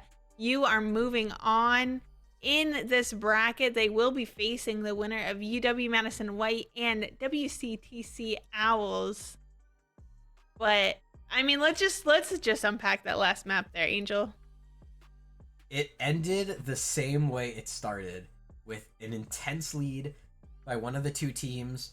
The other team starting to make a comeback into it, and then it just gets closed out at the last minute. Stout took it on map 1. Map 3, it was, you know, Concordia able to kind of break into things, but I think really the decider was played as map 2. I think that's really what it was. Yeah, I mean, it did come down to that. I think, and I mean, Split was almost like a redemption from Lotus. It very similar if you look at just one team kind of dominating, and now when we brought it to Split, Stout kind of had everything we thought that it looked like to kind of go the distance, to kind of have that comeback, and just let it fall from them at the very end on Lotus. So only putting 4 rounds there on the map. And that's tough. I mean, Lotus was their map pick, Angel. It was their map pick, and that feels so weird to me that you would be able to take your opponent's map pick so convincingly. You were able to really or not convincingly, but really close. And then you're able to take that decider like all the way to 24 rounds, like again on both sides. And then just that your own map pick was the one that cost you that series. It hurts, right? It really does. It's gonna hurt a lot. And now Stout has to try and make this run through the lower bracket. And this isn't just like all of Stout. This is Stout's varsity team. Their JV team is still here in the upper bracket. I think they're gonna be playing tomorrow.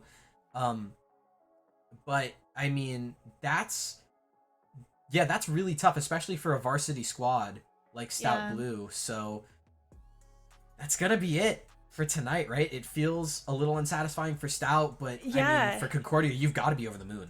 I mean, especially Stout, you know, they were undefeated in that group stage, kind of had everything looking right for them. Now this, again, doesn't mean they're out. They still have that run in the lower bracket. I mean, I think, you know, I don't know what happened on Lotus, but from what we saw in Haven and Split, you know, everything points to them being a good team. But I wouldn't be surprised if we saw Concordia and Stout move very far along in the Summit tournament. If not, you know, one of those 4 teams that does get to make it to that exclusive spot in that LAN. Remember, all of Wisconsin Esports really battling it out here. But definitely 2 teams you want to keep an eye on as they make their way through this bracket here, Angel. For sure. Congrats to Concordia University, Wisconsin. Condolences. That's the word I'm looking for UW-Stout Blue. That's going to be it from us here tonight. I'm Ancient Angel. Joined with me is Kaiserine. Thank you guys so much, and have a good night. Just know